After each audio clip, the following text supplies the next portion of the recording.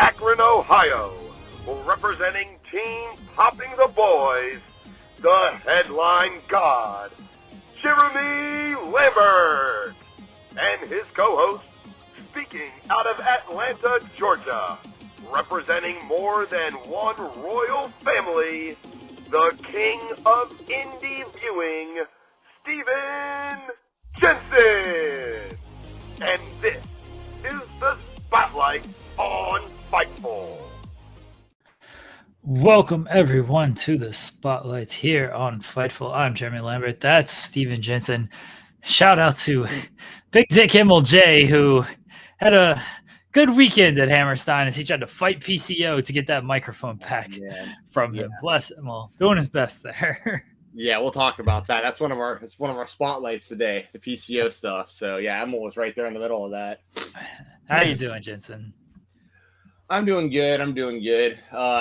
Been busy as heck at the shoot job this week, but things hopefully slowing down a little bit at the end of the week.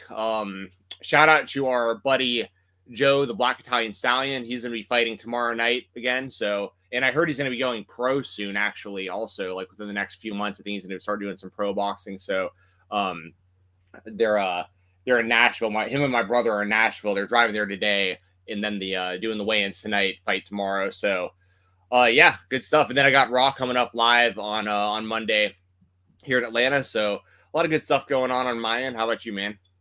Usual, busy. TNA's live tonight, so I'm gonna have to cover that live. That'll be something. I'm sure it'll be a good show. A lot to talk about there with TNA. Otherwise, just watching a bunch of wrestling. That's all I ever do.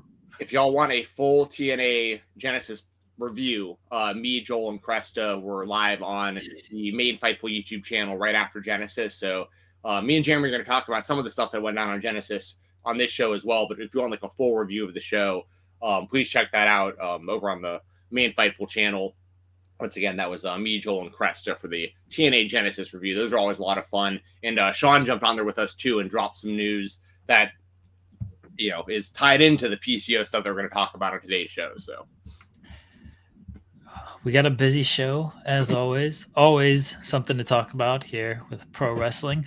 Guys, if you're in the chat, leave a super chat. That helps us out. Get your question, comment, statement read on air. Leave us a thumbs up on the video. That helps us out as well. And if you haven't, subscribe to the channel because that always helps us out as well. Otherwise, we can jump into things with everything going on in wrestling. Let's start with over 1 million fans and a great number in the demo tuned in. And it was a great show. And I think it's been a run of great shows.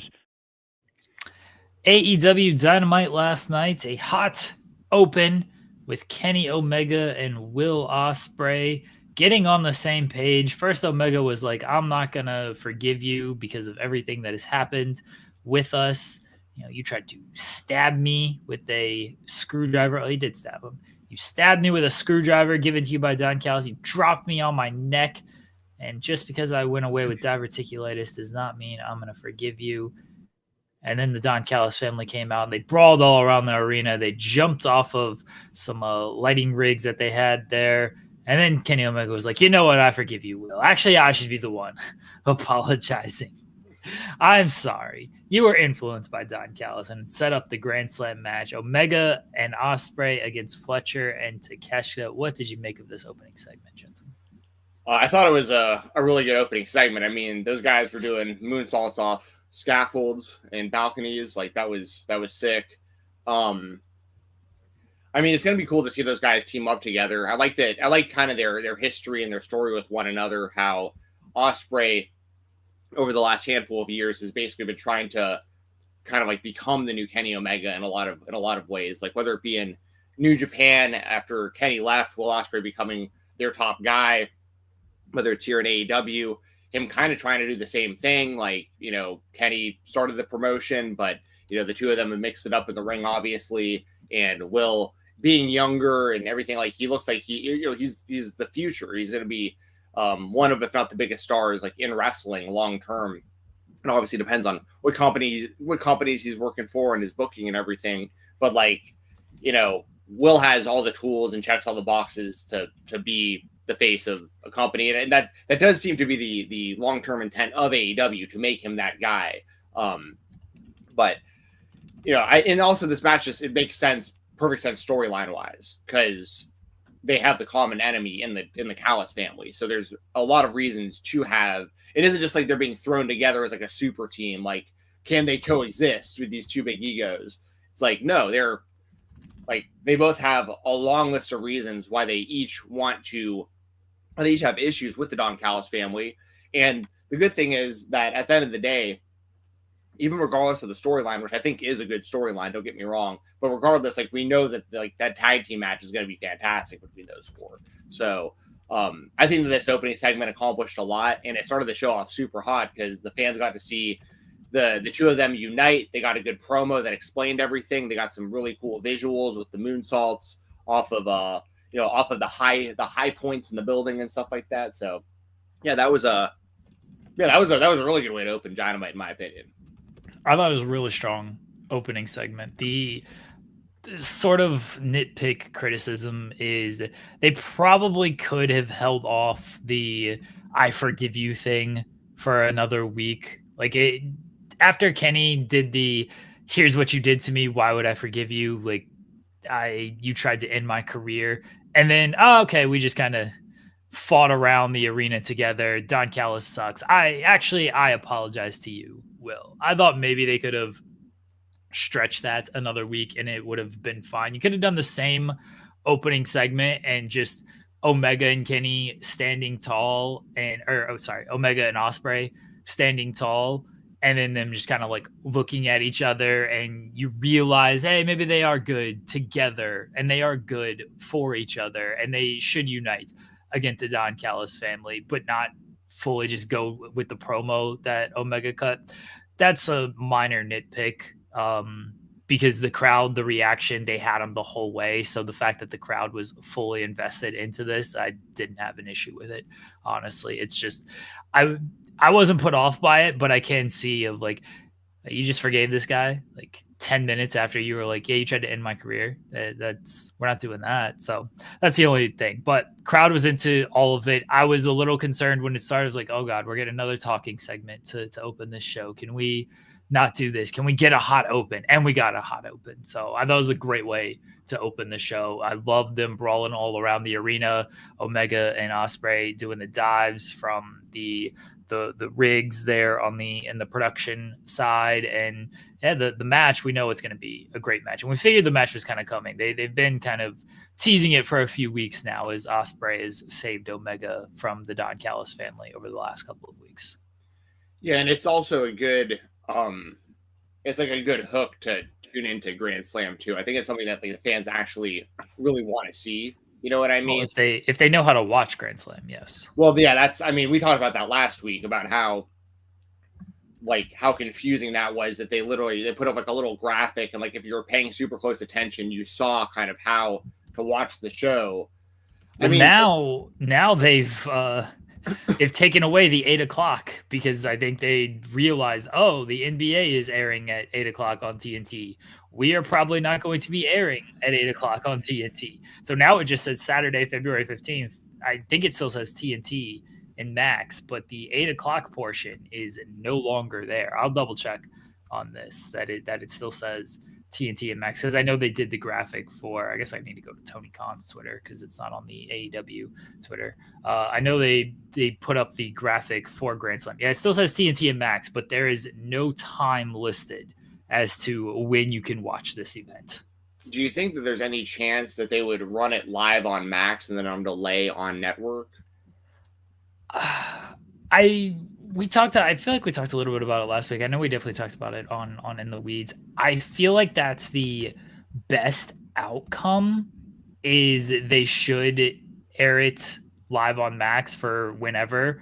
And then, I think it's going to air after NBA All-Star Saturday on TNT, which could be 10:30, 11 o'clock, because All-Star Saturday goes really long. Like they drag that shit out. Like the dunk contest doesn't start until like 10 o'clock. So it might not air until like 10 o'clock, or sorry, like 10:30, 11 o'clock on TNT, but they can't give an exact time because you don't really know when All-Star Saturday is going to end. Oh, I think it would be best if they aired on Max Live, which might be 2 a.m. for some people, but look, people will watch it. And if not, it's there on demand anyway, and then just have the replay on TNT.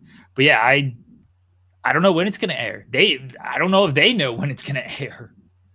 Well, and also for people who might not be in the loop, and I've been really confused about the process myself, so I might not even be completely accurate, to be honest, on this, but following along with this, wasn't the whole thing like a while back that they were trying to run a stadium in Australia, and then they didn't sell enough tickets, and then they moved buildings to something smaller, and then they still haven't figured out like how and when and where we can watch this show. Like, that's the whole thing. Just seems like a massive fumble, like going from what seemed like a massive stadium show that probably would have been a pay-per-view, or at least like, maybe not necessarily a pay-per-view, but like, you know what I mean? It just seemed like it was a much bigger deal. And then like, they just kept getting smaller and smaller and smaller. And now like, we don't even know exactly where and when to watch the show still. And it's coming up this weekend, right?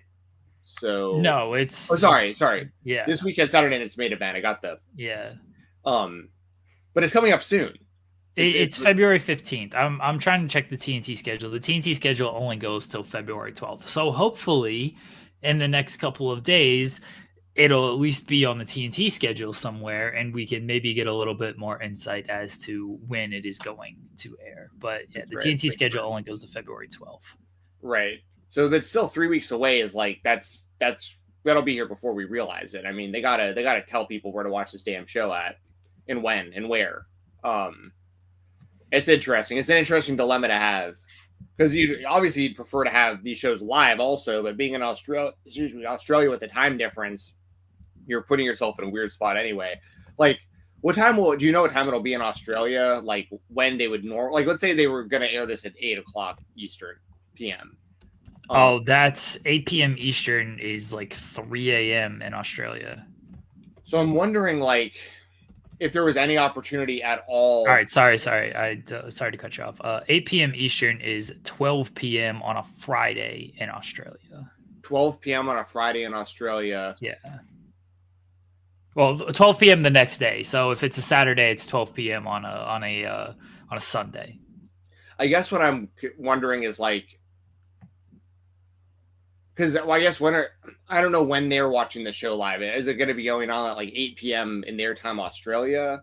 I assume it would be Australia. Yeah, I assume they would do it 8 p.m. Australian time. Because I'm just trying to think a little outside the box too, and be like, it says 5:30 Australian time. So 5:30 Australian time to Eastern is 2:30 a.m. So it would be 2:30 on a Saturday morning, which is what I said earlier. It would be like 3 a.m. Yeah.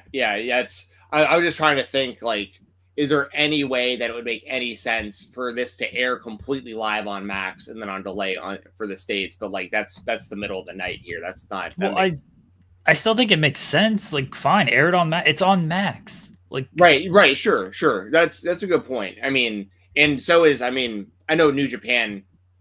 That's always happening with New Japan events live and stuff, being in the middle of the night our time.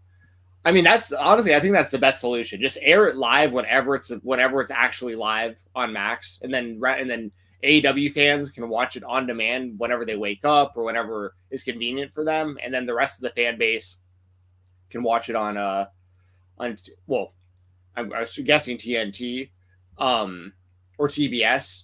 TNT for sure.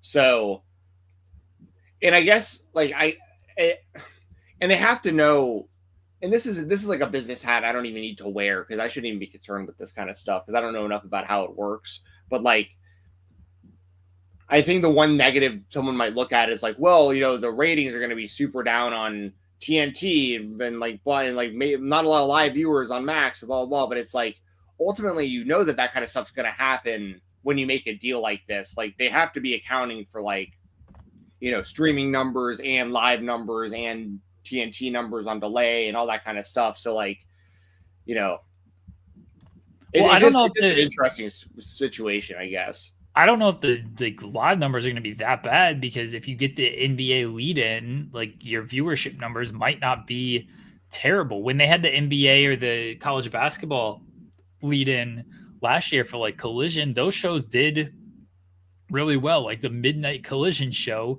didn't do that bad because it had the college basketball lead in. If you're going to get the NBA lead in, those shows are probably going to actually propped up because of that, even if it is like a 10:30, 11 o'clock airing. Like, it might not be that bad. As far as like airing live on Max at 2:30, that's just a conversation that AEW and Warner Brothers need to have of, is this feasible to do? Like, can you air it live on Max at 2:30? Is that something? I don't know what the contracts say. I don't know what their agreements are.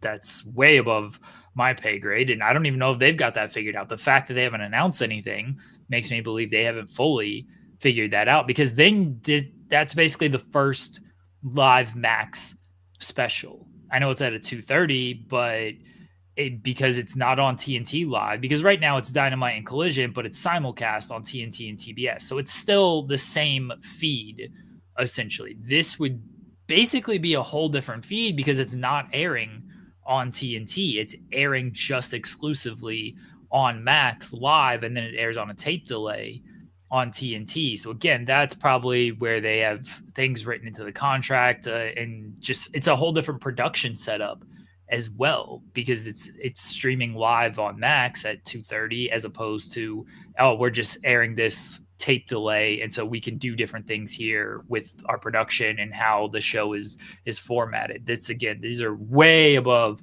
my pay grade conversations. Like, literally only Tony Khan might know these things, and they clearly have not figured it out, because if they have figured it out, they probably would have announced something by now. Exactly. So we'll keep our eyes peeled and our ears open to because obviously I want to watch the show. So and yeah, I think that, like, circling back, I think they did a good job of selling us on, a big tag team match last night with the opener. So yeah, it was a good setup. And then we went into the tag team championship match between the Hurt Syndicate and Private Party, and the Hurt Syndicate basically destroyed these men. Yeah. They put, I think, Cassidy through the table, and then they destroyed Mark Quinn 2-on-1. And the Hurt Syndicate are the new tag team champions. Private Party's reign ends at like 4 months. They made title defenses. What? Was it even that long?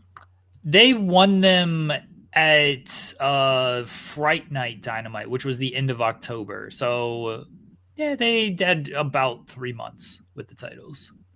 It felt like shorter for whatever reason. Well, they didn't really do anything with the titles. They came out the first after they won them and were like, we're going to defend them and we're going to restore the tag team division.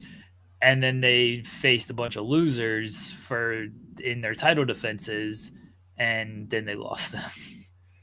Yeah, and like, this isn't a knock necessarily on Private Party, like the actual guys like Isaiah Cassidy and Mark Quinn, but like from everything that it seems like has been out there about this situation, I don't know, you might know more about this than I do, because I've just seen really surface level like article headlines, and I haven't even like clicked enough to even know how this all went down. But isn't there like a lot of stuff out there about how they kind of did this on a whim anyway to put it on Private Party to begin with, where like they're maybe like the Outrunners were the team that people were like, if we're going to do like a shock win, like let's go with the Outrunners because they're hot right now. But like the Young Bucks like really wanted to put over Private Party because they had the history from like 5 years ago. But like it feels like everyone kind of knew that wasn't like the best move. Like, because Private Party was so cold they weren't even teaming for so long because of the injuries and stuff, but it was like, it just felt like Private Party had no reason to win the titles to begin with outside of that one match that they had 5 years ago with the Young Bucks where they won in the initial tag tournament. So it kind of felt like nobody really wanted Private Party. I shouldn't say that. When they actually won the titles, it was a feel-good moment because it was like a full circle moment for the company. And I felt good for the guys for accomplishing that. But it was just kind of like, Like, can you speak any more to that? Like, do you think there's any truth to like that Private Party really wasn't like the top choice by most of the decision makers, but they went that direction anyways? The Young Bucks talked about how plans for their tag team title reign changed a bunch of times, and they weren't quite sure what it was going to entail. I'll get their actual wording because I don't want to put something out there or say something that they did not say. So give me 1 second and let me pull up with what they said.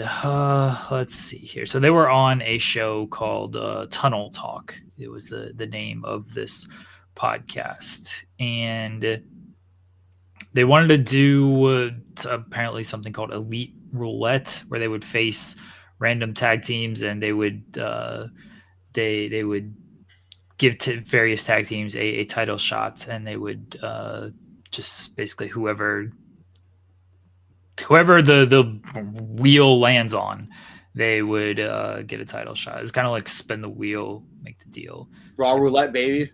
Yeah, and they actually said like NXT kind of did the spin the wheel, make the deal, and then once they saw that, they're like, we can't really do that because now it's going to look like we're copying them. So, and you can't really do that. So that was one thing. They said that creative changed multiple times before they dropped the tag team titles.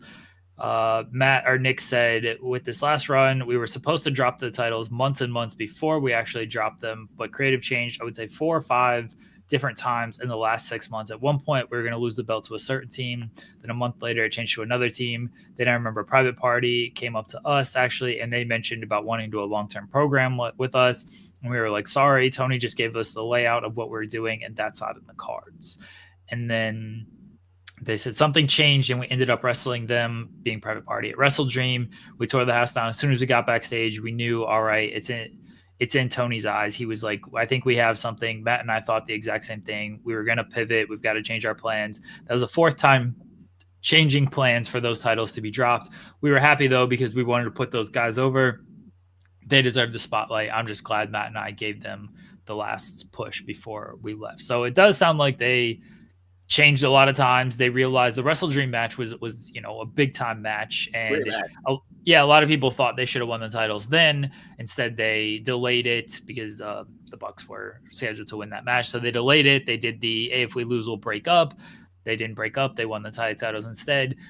But there was, even if like the creative plan changed multiple times off of that, there were clearly no plans for Private Party to. I don't want to say there were no plans for them to win the titles. They pivoted. They went with Private Party, who were a hot team. They clearly didn't have a follow-up, though, because the follow-up was, we're going to wrestle teams who qualify for a 4-way match, and then we're going to wrestle Top Flight and Leo Rush and Action Andretti, who been a bunch of losers for the past couple of years in AEW. Like, they never put any stock into any of these teams. Even if Private Party wasn't your original plan, they were the hot team. That was the team you went with. And then you didn't do anything with them after that. And that's on the creative. I don't think that's on Private Party. They did the best they could with what they were given. They weren't given a whole lot. I have no issue with the Hurt Syndicate winning the titles because now they are the hot team. I do think the Private Party run was, people tried to, and myself included on this, they tried to equate it like, oh, look, Moxley made them step up. And so they tried to link it back to the Moxley stuff, even though this was never acknowledged on television. Private Party mentioned it in interviews that when Moxley broke, I think it was Quinn's hand, maybe it was Cassidy's, so I apologize. But when Moxley broke their hand, it was like, and Moxley wanted guys to step up. Private Party did that, even though Private Party thanked the Young Bucks for, making them elevate their games. Like, you could still link it back to that, but then they didn't do anything afterwards. So now it doesn't make your main event angle look great either, because the main event angle is all about young guys, step up, take the ball, run with it. And now the people in the main event angle are all 50 years old. So that doesn't help anybody. But yeah, Private Party, their run sucked. Yeah, I mean, those are all really valid points I think you just made. Like, because I think it does, because not even just including the matches that they had against like the quality of teams once they won the titles, most of the time they were just like standing on like the entrance ramp. You know what I mean? Like just like watching other teams and stuff. And like the last week, they basically got punked out by the Hurt Syndicate. And yeah, it's definitely on the creative, because it's, it is what it is. Like Private Party's always been great in the ring, and it was a big feel good moment for them to win the titles, and then they just had nothing for them going forward. But as far as the Hurt Syndicate goes, I think they definitely made the right decision. Like, I think it would have been a really bad move to have Private Party beat them last night and drag that out or anything to like another match or something. That's something AEW does a little too often, like with the tag titles especially. Like the same thing happened to the Acclaimed. Remember how over they were when like they almost won the tag titles, and then eventually they did, and they were still over. But like the bigger moment would have been the original match, not like watching them lose and then get another shot and then eventually win. Like that story works often. There's plenty of good stories where, like Cody and Roman, for instance, like you lose the first one, then it's an even bigger deal when you beat them the next time. But that's not always the best formula. Sometimes you just got to go with the hot hand. And sometimes you got to call an audible too. I know that sounds a little crazy in like today's wrestling landscape, because things should be planned long-term, in my opinion. And you should stick to most of the plans and go with your gut. But there's some situations where I feel like you got to listen to the crowd more often, and like Tony or Triple H or whoever is in charge of whatever show we're talking about, you listen to the crowd, then you mic into the referee and say like, change the finish, like tell them like we got to go the other. Like sometimes I feel like it'd be a good idea to actually just go in with the moment and just make the move that should be made in real time, because pro wrestling is like the only thing that's even close to a sport where you can do something like that, where you actually have control of the outcome yourself being predetermined. So you can literally, like, for instance, Hogan and The Rock. I'm not here to glaze Hulk Hogan. I understand why there's a ton of reasons to not like Hulk Hogan. I completely understand. But like his match with The Rock, like I feel like he should have won that match just based on the reactions in that night, in that moment. It was like, but those guys, whether the outcome changed or not, those guys switched roles based on the reactions. Like Hogan was getting the cheers, Rock was getting the boost. So they literally leaned into it during the match. Like they knew to pivot, they knew it was the right idea, and they pivoted in real time, which I would like to see. I'd like to see wrestling do that more often. I'm not saying to make that the norm. I'm not saying to do that all the time. I'm just saying every now and then in certain situations, I think it's the right move to make an audible as it's happening. Now that said, the Hurt Syndicate last night, it was so funny because my brother was watching Dynamite with me, and when the Hurt Syndicate came out, he was like, why the hell are these guys on this show? And I was like, what do you mean? I was like, Lashley and Benjamin still rule. And he was like, yeah, I know. That's why I'm like, why aren't they on the real show? And I was like, oh, WWE. He's like, yeah, what happened? Why aren't they in the WWE anymore? And I was like, well, they wound up leaving, blah, blah, blah.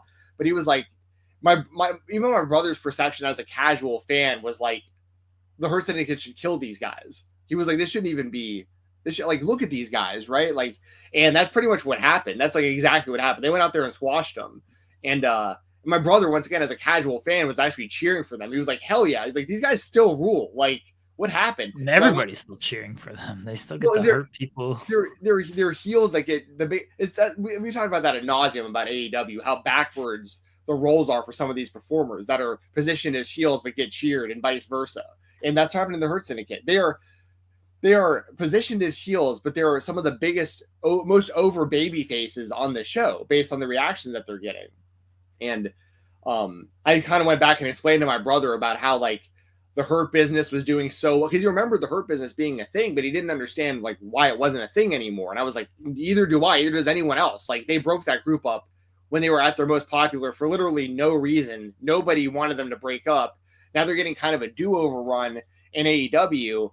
And I mean, to Tony and to the booking's credit and everything, we can say whatever we want about how poorly we think the Private Party was booked as the tag champions, but I'll also like support the booking from last night. Like I think that it was 100% the right move, not just to put the titles on the Hurt Syndicate, but the way that they did it too in such dominant fashion, that was the right move in my opinion. It just was. And it's, once again, it's not a knock against Private Party. It's just that's the situation we were in. That's where we were at.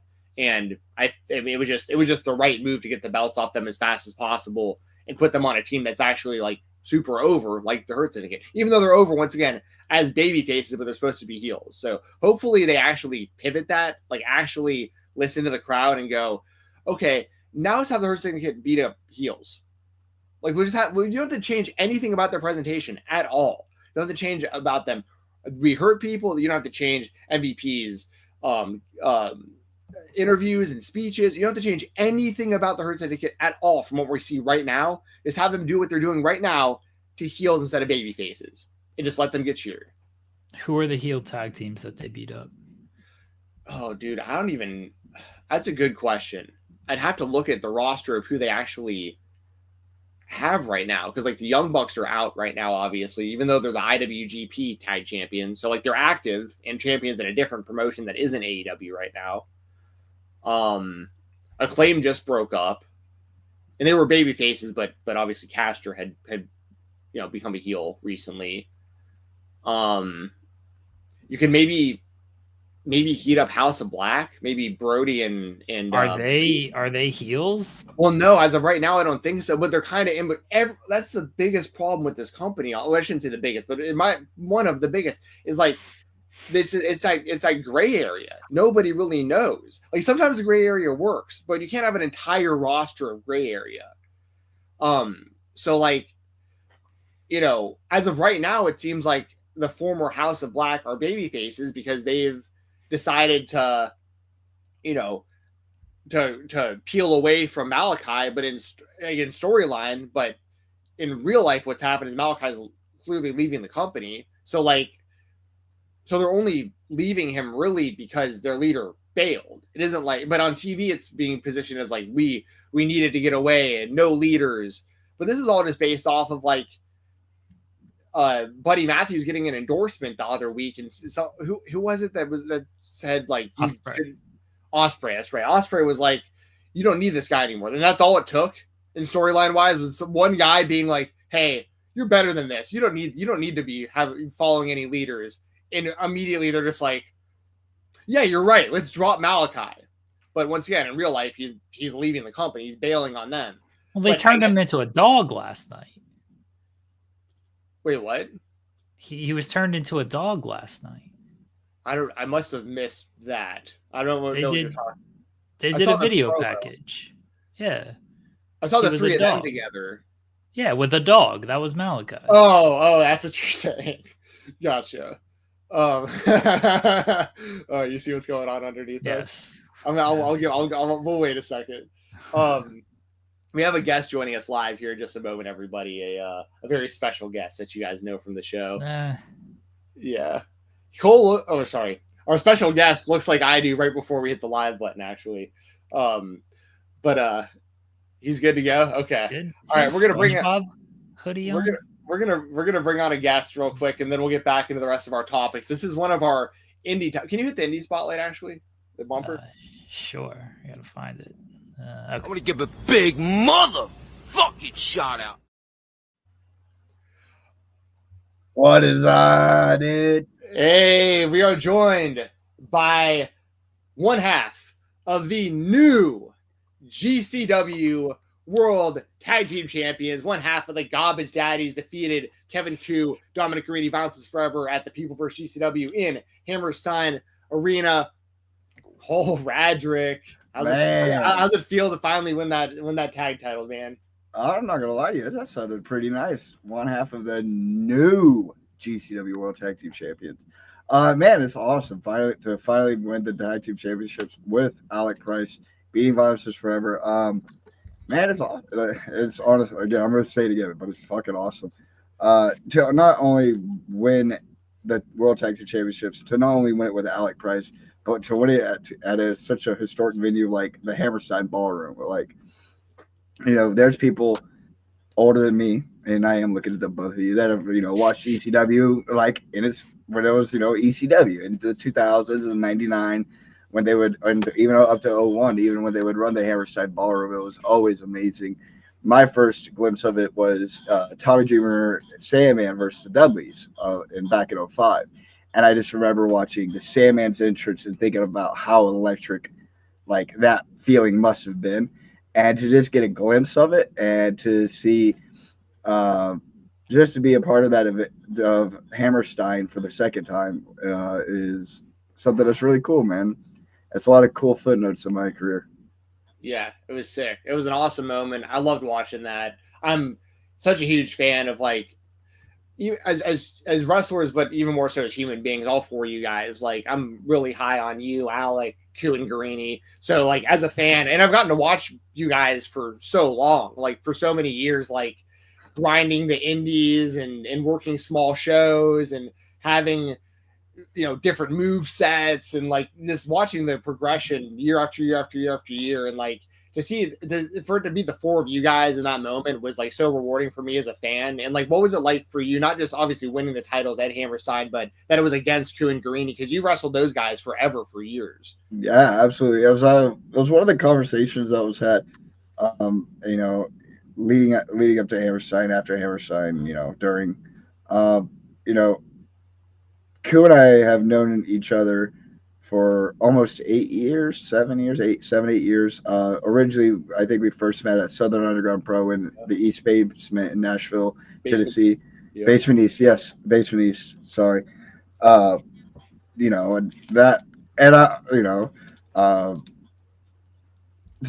to see like my friendships and relationships grow with these people, and to see how we evolve over time, and like it's one of those things where like if you would have told me 7, 8 years ago, me and Koo and Dom and Alec would be having one of the marquee matches on GCW Hammerstein, like I'd have been like, that doesn't sound about right.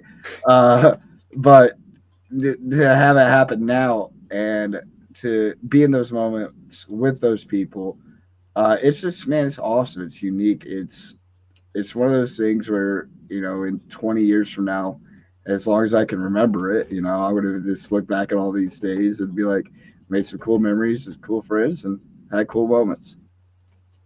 You had the match of the night too. It pains me to say that as your biggest hater, but you did have the match of the night. So congratulations, I guess.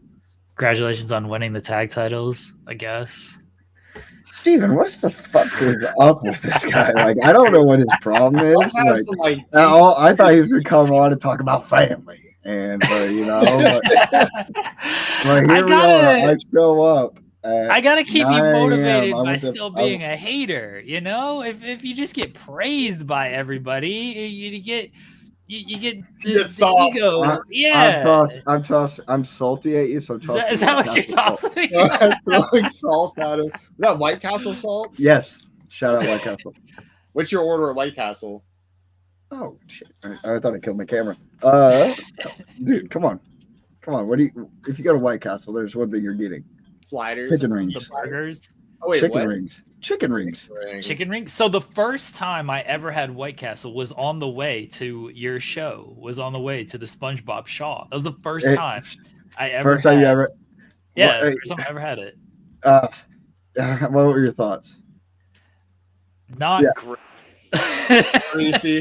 24 hours. I don't know, like about all 24-hour restaurants, but most 24-hour restaurants, in my experience, they're usually best for those inebriated of some sort. Yeah.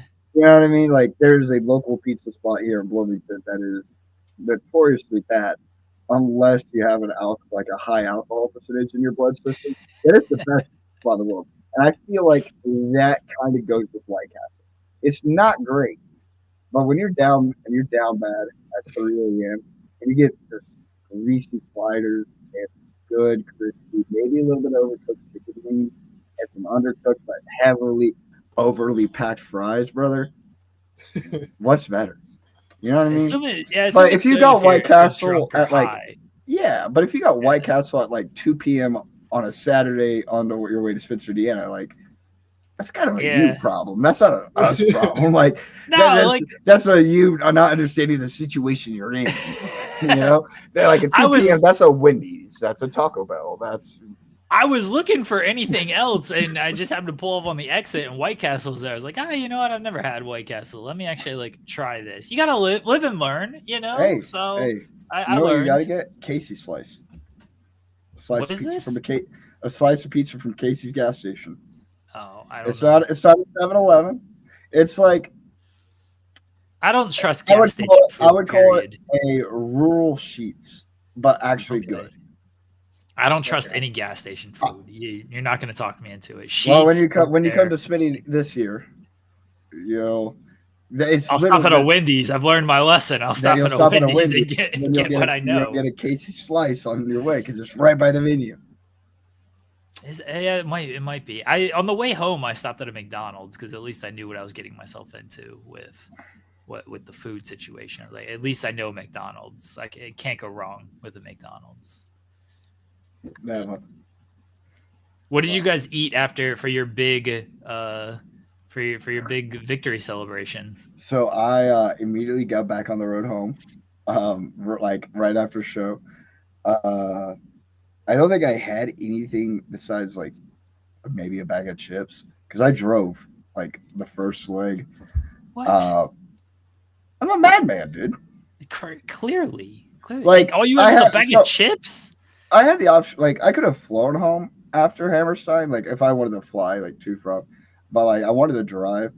And after Hammerstein, I was like, I could stay here. It did snow in New York. I was like, but also I got cats. I have things at home I'd rather be home with. So Okay. I was like, all right, let me just, get on the road home. And I literally pulled over and let the other people take over at like 6 a.m. I think. And then whenever I got like back to a lunchtime, I had McDonald's. 10-piece nuggies, large, no sauce needed, sweet tea, extra sweet tea. Gotta get the sweet, yeah. So you didn't go and get an authentic New York slice, a Sbarro or anything? Celebrate? A Sbarro? Yeah, Michael. Yeah. I had one during the day. Like, Okay. yeah. I had about a half a slice of pizza, but I had new gear, so I had to look cool in it, It looked good. Thank you. The wrestling singlet look. Although I will say I'm still a big fan of the parachute pants. I don't know if those are ever going to make a return.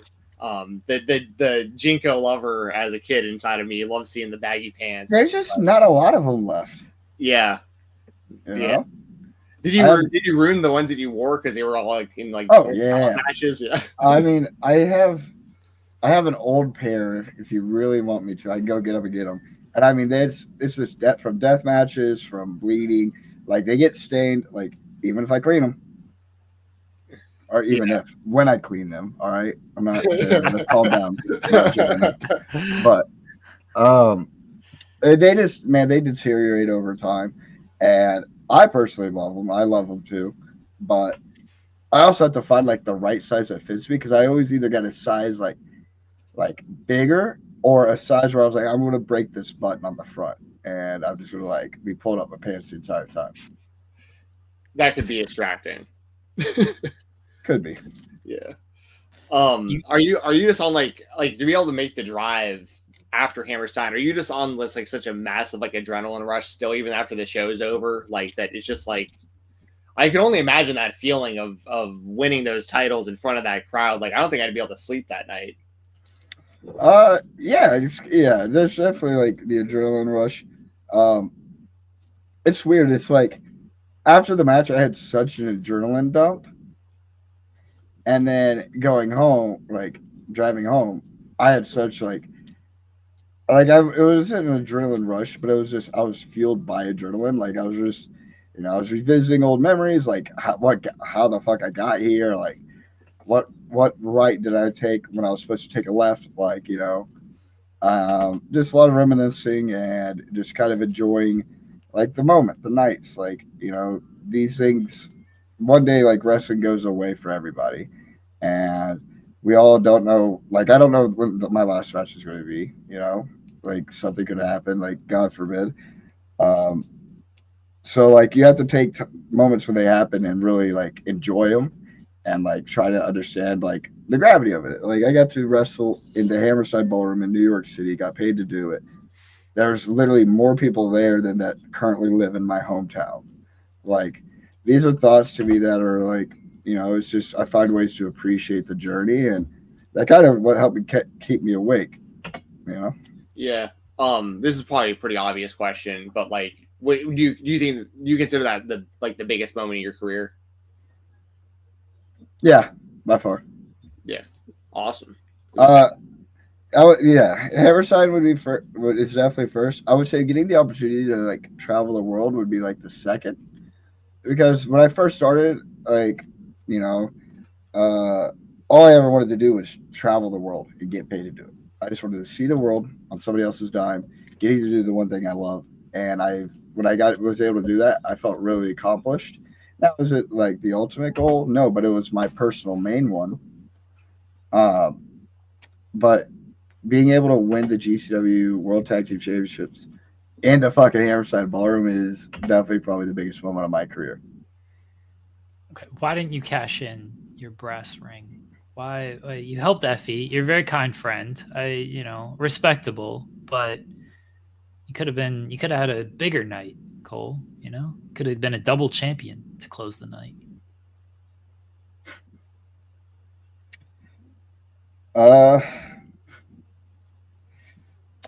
Listen, man. I don't have to take somebody else's moment to have my own moment. And I will have my own moment. Okay.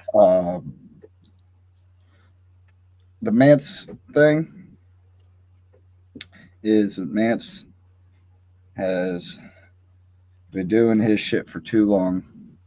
He's involved me. He's involved Alec. He's involved my friends. And maybe it was my turn to get involved myself.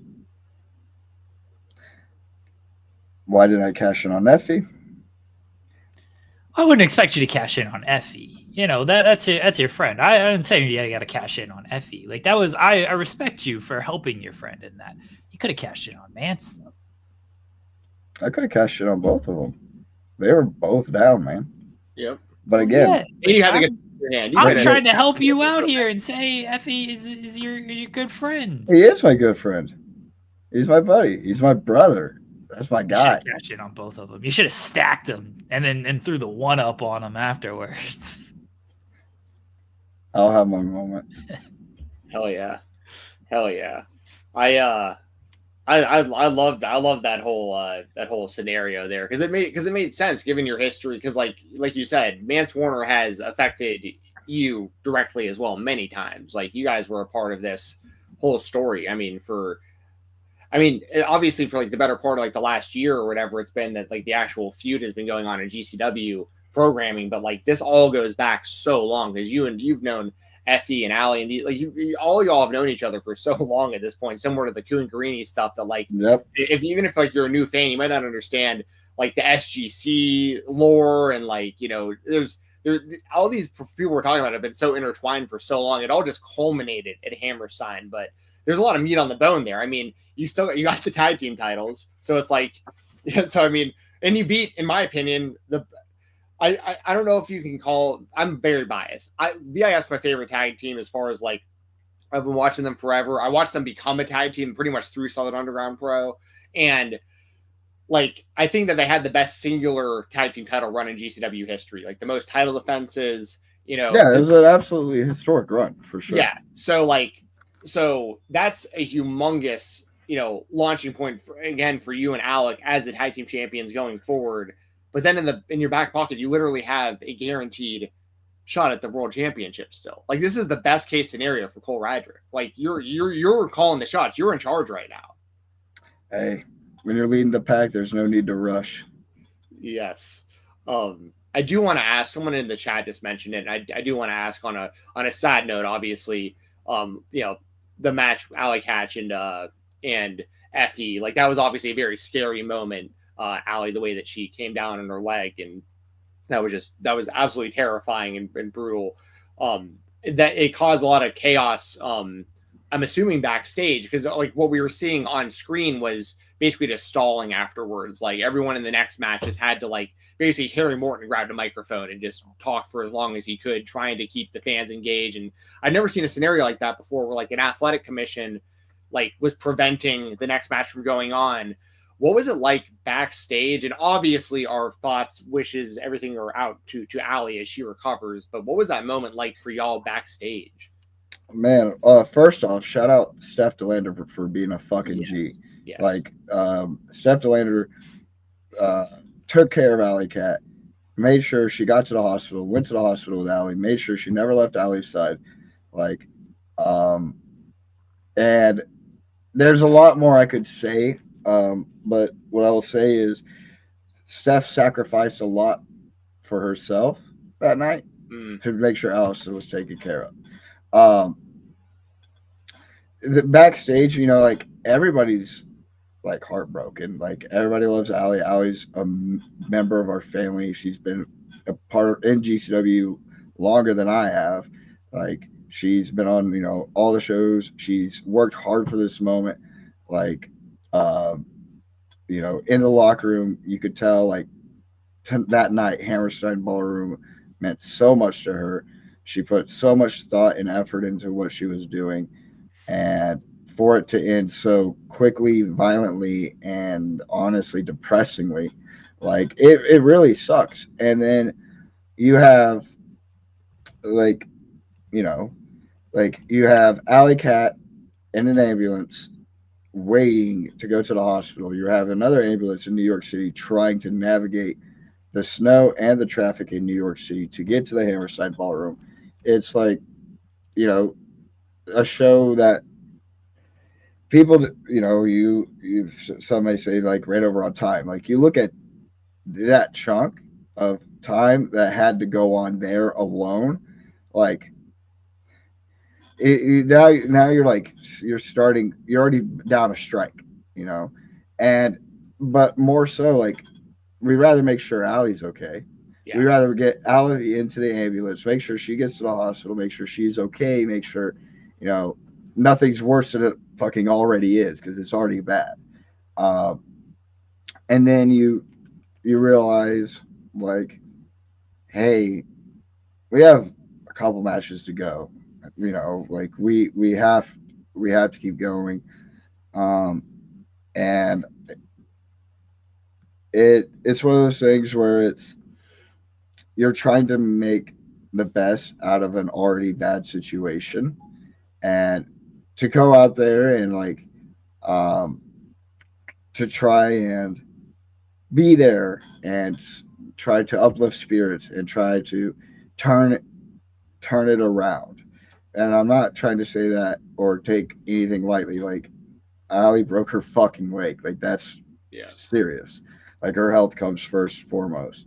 But now that we have already gone past this point, and now we realize that these are the steps that we have to go. Like we all came to collectively together to try to make it the best show possible, to try to make everything work out, and to try to get the fans to go home as happy as possible with the weight that, you know, of what everybody just saw. And exactly like you said earlier, like prayers, shout outs go out to Allie. I've talked to her a little bit. I know a lot of people have reached out to her. A lot of people supported her through her GoFundMe, which thank you for all those that did that. Thank you again to Steph for organizing that. And it's one of those things where we try to come together as a family, support another member of the family. And yeah. I love that Steph DeLander, who set up the GoFundMe, she used the photo of like the leg up top and it just like immediately when you click the GoFundMe, it's like, this is the severity of this, donate. Like this is how bad it is. Bless Steph DeLander. She's fantastic. And best wishes to Allie as she goes through. I know she's been tweeting and kind of giving people updates, which is really good to see that she's at least active and giving as many updates as she can. But a big shout out to Steph DeLander for really taking care of things behind the scenes there, because it was not a good position fight for anybody. Like watching the show live, the stop and start of everything, and Kerry Morton and all these guys have got to cut promos. You guys followed that match, and like you guys did a great job of really relifting the crowd and getting everybody back into it. I can't imagine having to follow basically the trios match where like that was a middle of the match or middle of the card kind of match. Like everyone was excited for the New York OGs, and then Ricky getting involved in the end there. But you guys had to come out there and follow that after kind of that lull there and really lift everybody back up on that. So I guess I got to praise you a little bit for that. Hey, it's okay, Jeremy.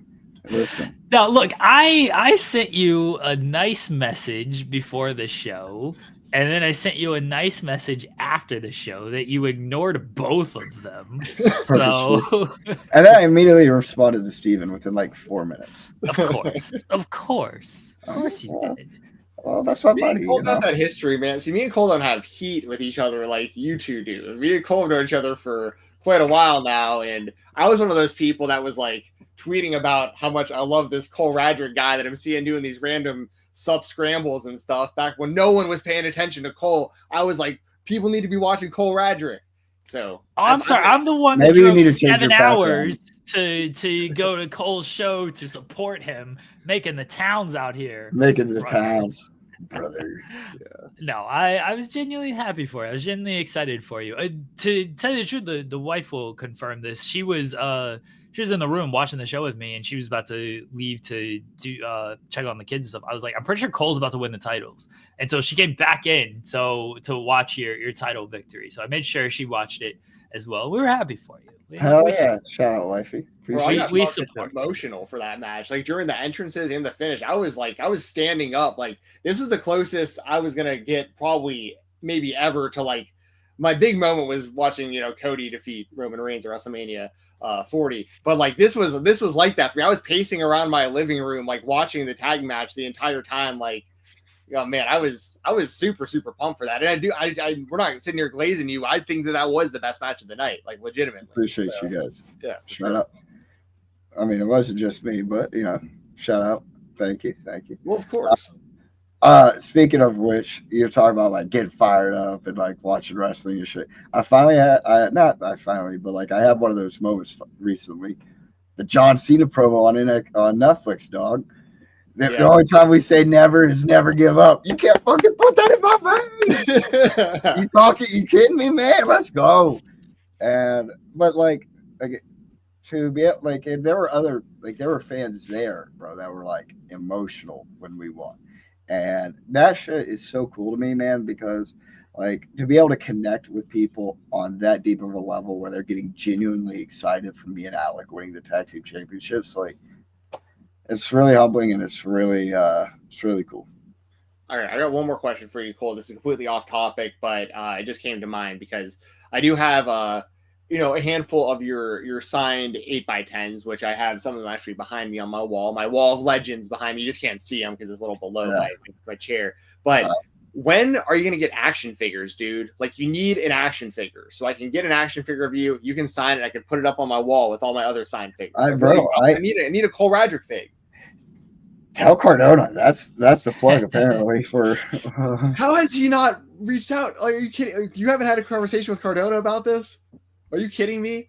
Dude, I'm going to DM. They have a guy, Michael Kinnick, or Kinnicky, they call him. We've had him on the show before, and he's in charge of like their bendies and their big rubber guys. I'm going to literally DM him after this interview and be like, you're Cole Radrick. You're not the first person or even like the 20th to ask me that. I'm one of those people where like, I will let the chips fall as they fall. Like if I get an action figure one day, cool. If not, whatever. But I think there definitely is a market for them. I've definitely been asked a lot about them. Like I used to have, of course it's going to be out of reach, but I used to have like the stuffed like dolls, and I would order 40 of them at a time, and they would last me a week and maybe 2. And like I did that for like 3 or 4 weeks. So I can only imagine what a bendy would do, or a wrestling figure, or anything like that. Okay, well, I'm going to literally get in the DMs right after this the show today, and I'll do my part in trying to make something happen. Obviously, I don't have the kind of clout that the majority of the people that probably already talked to them have, but I at least have a way of I got a streamline of connecting with them and being like, because I've never actually hit them up before and said like, you should do this person or that person before. I'm gonna literally be like, where's the Cole Radrick? Where's the VIF? Where's the Alec Price? Like those are the 4 that I need right now. You're gonna be like, hey, I ordered a Cole Radrick one. Where's that? yeah. Oh man. They have to create a whole mold and everything just for one. Yeah, I would love that. They can make an alternate for you too, the Bloody Buddy, where like maybe you're like a bloody version or something. Like they do the alternate sometimes. So yeah. Hell yeah, man. Well, that's all I've got for Cole this morning. I don't want to take up too much of his time. Jeremy, you got anything? Never. Oh. Well, Cole, hey, thanks for joining us. You know, I know it's early in the morning. Our show is going to be switching to 6:30 Eastern on at nighttime on Thursdays at the beginning of next month. So I'll be popping on at 7:30 a lot. I love that, dude. Yeah. So I mean, you're always welcome. You're welcome to be our third mic as often as you want to be, man. I hear that all the time. But who else is having you on as often as we are? Come on. Besides probably the time before. Okay, leading up to Smitty a lot. Yeah, I'll give you that. Yeah. Well, you and Joel. With Joel and Jeremy, y'all went on leading up to the Smitty on for In the Weeds quite a bit. That's fair, but okay. But who were the original? Because yeah, it was us. Okay, but to be fair, now that you kind of refixed my memory on that one, I actually was wondering because I was doing that show a lot. I was like, when did I piss Steven off? Like, I do remember that because I was like, I'll do both shows. Like, I am a fail, brother. I am all about whatever. And I was like, all right. And then me and Joel were like joking around talking about like doing a football something or whatever. But we don't need the Carolina Panthers. Joel doesn't know anything about football. No, that had to have been Jeremy. Yeah, well, remember we did go with the bit. We did have that football show for a very brief time though. Me and a few others were doing it for a very short time. Didn't last very long, but yeah, no. Jeremy and Joel do a different show together. I did not bail on you. Yes, so yes, but you did bail on me. But no, never, man. Well, Cole, we appreciate you, buddy. Congratulations again on winning the championship. Congratulations. Appreciate you guys. As I give you. Appreciate you guys. love you. Thank you. Love you guys. And I'm excited to go to Paris, La France, and London, England this weekend, representing GCW. And also debuting for BZW, which is fucking sick. It's a sick company out there. And everything I've seen has been fucking lit. But I'm also excited for Smitty, August 2025. Hell yeah. I will. Did you just boot him or did he just leave? No, he left. Oh, he left. Okay. Okay. Yeah. I would. I would take credit if I booted him. Yeah, you would. Yeah. You would. So he left. Yeah. Cole's the man. Thank you once again to Cole Radrick for joining the show. By the way, we have an hour-long interview at the end of the show for y'all with Kevin Blackwood. We forgot to mention that at the top of the show, but you do get a full hour-long interview at the end of the show as well with the current West Coast Pro World Champion, Kevin Blackwood. So double interviews today on the Spotlight.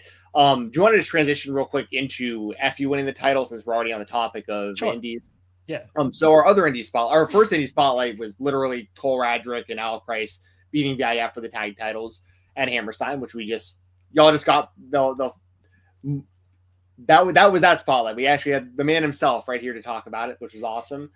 The other indie spotlight, we touched on it a little bit. Effie technically defeated Allie Catch at the beginning of the show. We talked about the injury to Allie. Once again, thoughts, prayers, well wishes, everything out to Allie as she recovers.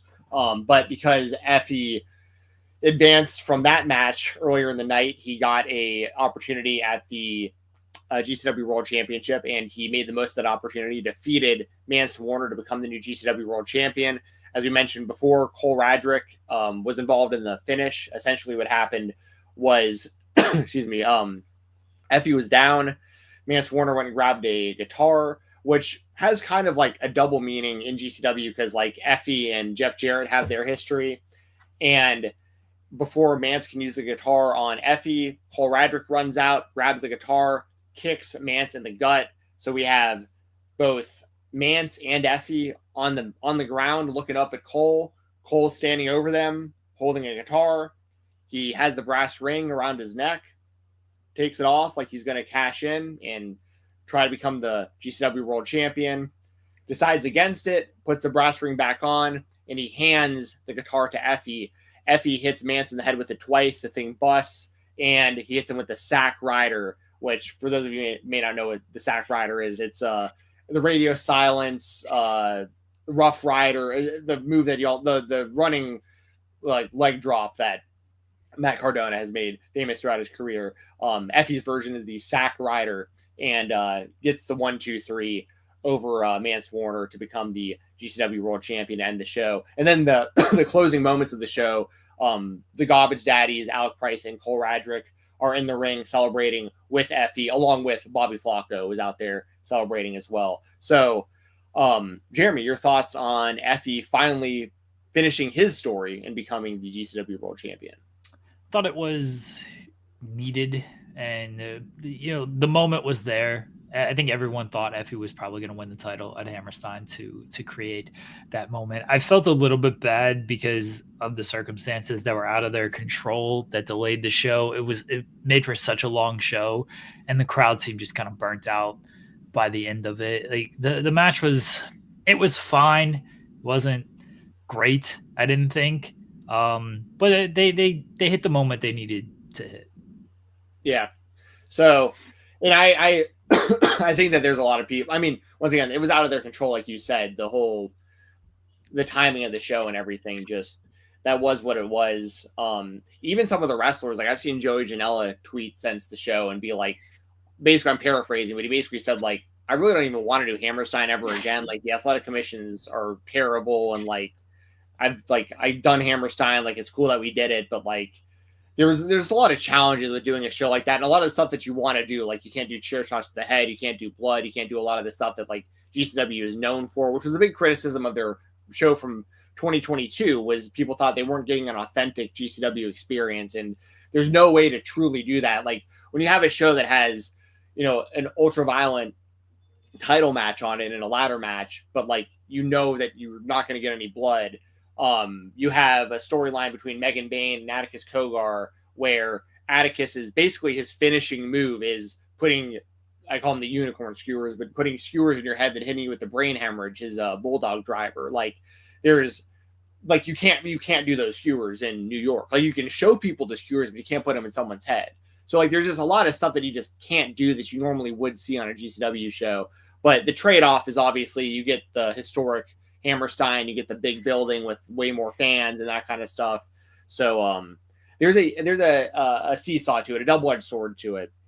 But I'm very happy for Effy though. I mean, and he was saying it leading up to the show. Obviously he's a guy who's very outspoken. He speaks his mind.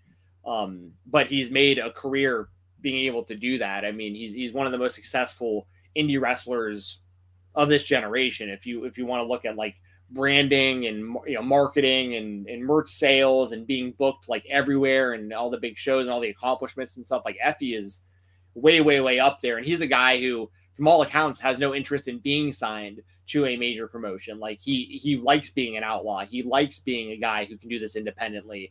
And and that and he has his feud and whatever was going on between him and Tony Khan and stuff that people have highly talked about a lot recently. But Effy himself recently said, like, all right, well, people are going to have my name in their mouth either way. Well, now when they say my name, they're going to say, well, GCW World Champion Effy said this. So, and he's going to take that as a badge of honor. And so I'm happy for Effy. It was definitely the right time. It was the right move. It was like this whole storyline, for as long as it's gone on between Effy and Mance and Allie and the other members of the SGC and stuff like that, for as long as this has gone on, the big finale was always going to be Effy becoming the GCW champion. So like it finally happened, and it was the right thing to do. And yeah, congratulations to Effy. And also shout out to Mance. Like Mance had a good run with the belt. Like he is a guy who also, for a lot of reasons, for the same, like it was years and years and years and years and years, in the making for him to become the GCW World Champion. So like he got his run. It led to Effy now getting his run. So good stuff. Let's go to WWE. I need to finish the story. in the WWE, the story never finishes. Kevin Owens hates everybody. He still likes Sami Zayn. He believes Sami Zayn will be there for him at the end, and he thinks he'll main event WrestleMania. Sami Zayn after Sami left the Rumble. Ridiculous. Almost like between Kevin and Sami. Sorry, can you guys hear Jeremy? I think my headphones just like busted or like. Are there? Hello. Oh, no, I'm good now. Oh, okay. I got it just for what you were saying. Kevin Owens and Sami Zayn, their segment on Raw. Oh, they couldn't hear you either. Okay, it wasn't just me. I don't know what happened. Well, essentially, Sami Zayn came out on Raw and talked about how he wants to. He doesn't need to be the world champion for his career, but he really wants it, and he wants to win the Royal Rumble. Kevin Owens came out and basically said, "You want to win the Royal Rumble? I can help you win the Royal Rumble, and I'm going to have your back. Are you going to have my back? Because I'm going up against Cody Rhodes for the Undisputed Championship at the Royal Rumble as well. Kind of like you scratch my back, I scratch yours. Like, how about a scenario where I help you win the Royal Rumble, you help me win the championship, and we go 1-on-1 for the world title at WrestleMania?" That's essentially what they were teasing. And I thought it was good because it plants a lot of these seeds of hope and of doubt in certain ways. What I mean by that is now there's going to be a portion of the fan base that's hyped up about the idea of this happening, like Owens versus Zayn for the title at WrestleMania. And even if it isn't for the title, maybe it is just going to be them 1-on-1. Although we've seen that match obviously a ton of times. It's always a great match. They're always going to tell a great story, and like the biggest stage is WrestleMania. So it's planting seeds for the idea that we could get Kevin Owens versus Sami Zayn at WrestleMania, whether it's for or not for the title. But bigger picture, like I don't expect Sami Zayn to win the Royal Rumble, and I don't expect Kevin Owens to beat Cody Rhodes. So like I don't think either of the things are going to happen, but I think it's interesting to plant those seeds of doubt and those seeds of hope, like with that segment, because it makes the Royal Rumble a lot more interesting for those two guys. Kevin Owens should win the title. He won't. He won't. Dude, Cody is like front and center on all the WrestleMania promo graphics and stuff with that title. Like he's the guy.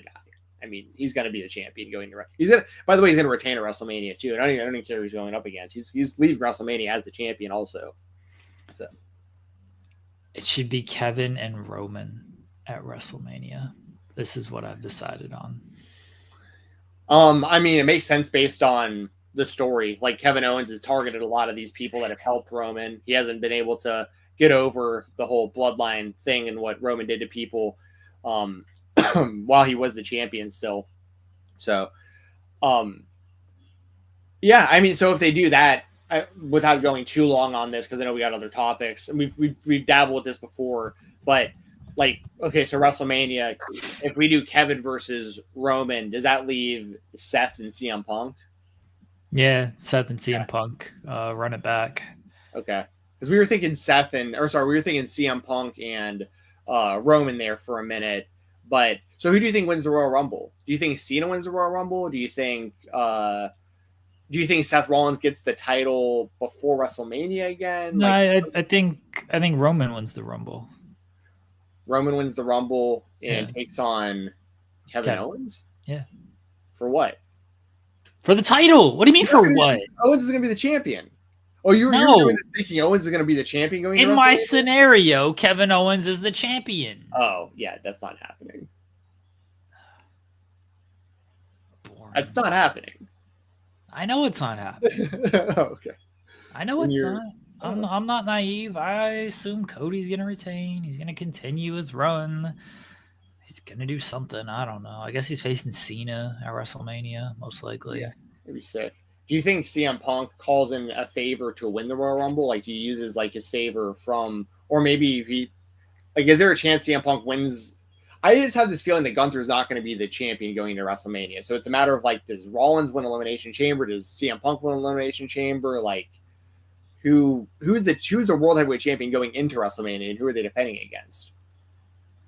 All right, truthfully, like a scenario I could see playing out. I'm talking myself into a bunch of different scenarios that are never going to happen. CM Punk is the world champion going into WrestleMania. Roman still wins the Rumble. but it's Roman and Punk for the title at WrestleMania. Yeah.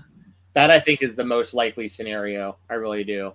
And I think we're going to get Gunther versus Goldberg non-title at WrestleMania too. I wouldn't be surprised if we saw more of that teased on Monday, by the way, because I'll be there live. They're going to be in Atlanta for Raw, and like that's where a lot of these seeds between Gunther and Goldberg were planted. Obviously, Goldberg lives in Atlanta, so just a little Easter egg there. I would not be surprised if Goldberg makes an appearance at Raw tomorrow, or sorry, on Monday. But CM Punk does not beat Gunther for the title, by the way. Elimination Chamber. Sure, he can win it at Elimination Chamber. Yeah, that's what I'm thinking. Like in the actual Chamber match, like Gunther has to put his title on the line in the Chamber. No, straight up. Because I think Cena's winning the Chamber to face Cody because Roman's winning the Rumble. Well, I guess they're only doing like a men and a women chamber nowadays. Because remember back in the day when they had like the two titles, they used to do two chambers with both titles usually, or one would be for the match of Mania. CM Punk, the favor he actually cashes in is the title match, but it's not against Gunther. It's against Jey Uso. Ooh, you think Jey Uso wins the title at Saturday Night's Main Event? No, he's not going to win the title at Saturday Night's Main Event. But in my scenario, he wins the title at Saturday Night's Main Event. Okay. Well, there you go. What was our other WWE topic today? Jey Uso winning the title. Oh, there you go. That's I was like, that's what I thought. Listen, I wouldn't be completely surprised if he actually got the job done. Like they're making a big deal out of these Saturday Night's Main Event shows. Yeah, but then the first one, nothing happened. So the biggest angle took place after the show. That's true. But I think there's a chance. I mean, Jey Uso is super over.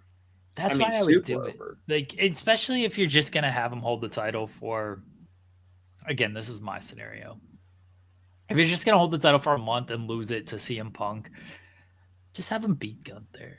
Gunther's reign hadn't lit the world on fire. Like, he hasn't been the guy that he was with the Intercontinental title, kind of running through people. Like, they made him a little bit too cowardly during this run. It's been disappointing to see. Jey Uso, say what you will about his in-ring ability, say what you will about his yeet promos, he ain't denying those reaction he's getting. You put the title on him for a month and you tie in some CM Punk and Bloodline stuff with Punk saying the favor is, I want this title match against Jey Uso. Punk being kind of a dick about things as well, of like, oh, I thought CM Punk was happy-go-lucky kind of guy. Isn't it great to be alive here in Chicago? How does it, whatever his little opening line is. Pretty sure that's it. But now he's going after Jey. I thought he was friends with Jey. I thought he liked Jey. Why is he trying to take the title off of Jey? So you tell that story there. I think it works.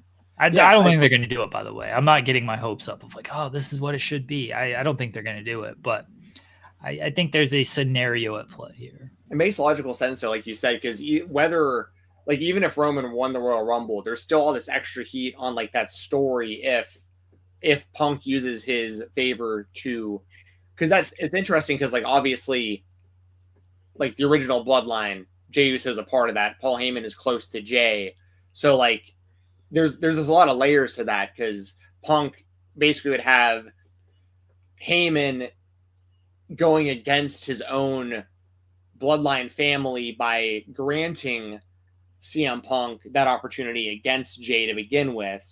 And then regardless, I mean, let's just say whether or not Roman wins the Royal Rumble, either way, Roman would want to avenge that and would want to beat CM Punk for what he did to Jey also. So like there's a lot you can accomplish with that. Personally speaking, listen, I love Gunther, but I would prefer if they gave this scenario a chance. And I actually like that idea a lot. Jey Uso actually winning on Saturday, CM Punk beating Jey sometime before WrestleMania, maybe at the Chamber, and then CM Punk versus Roman Reigns at WrestleMania, night one main event.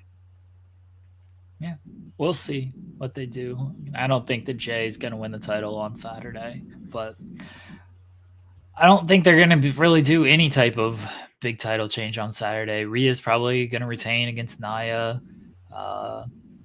maybe they give Sheamus his moment because they've teased it for so long with the Intercontinental title, but it also feels like they're not going to take the title off of Braun Breaker.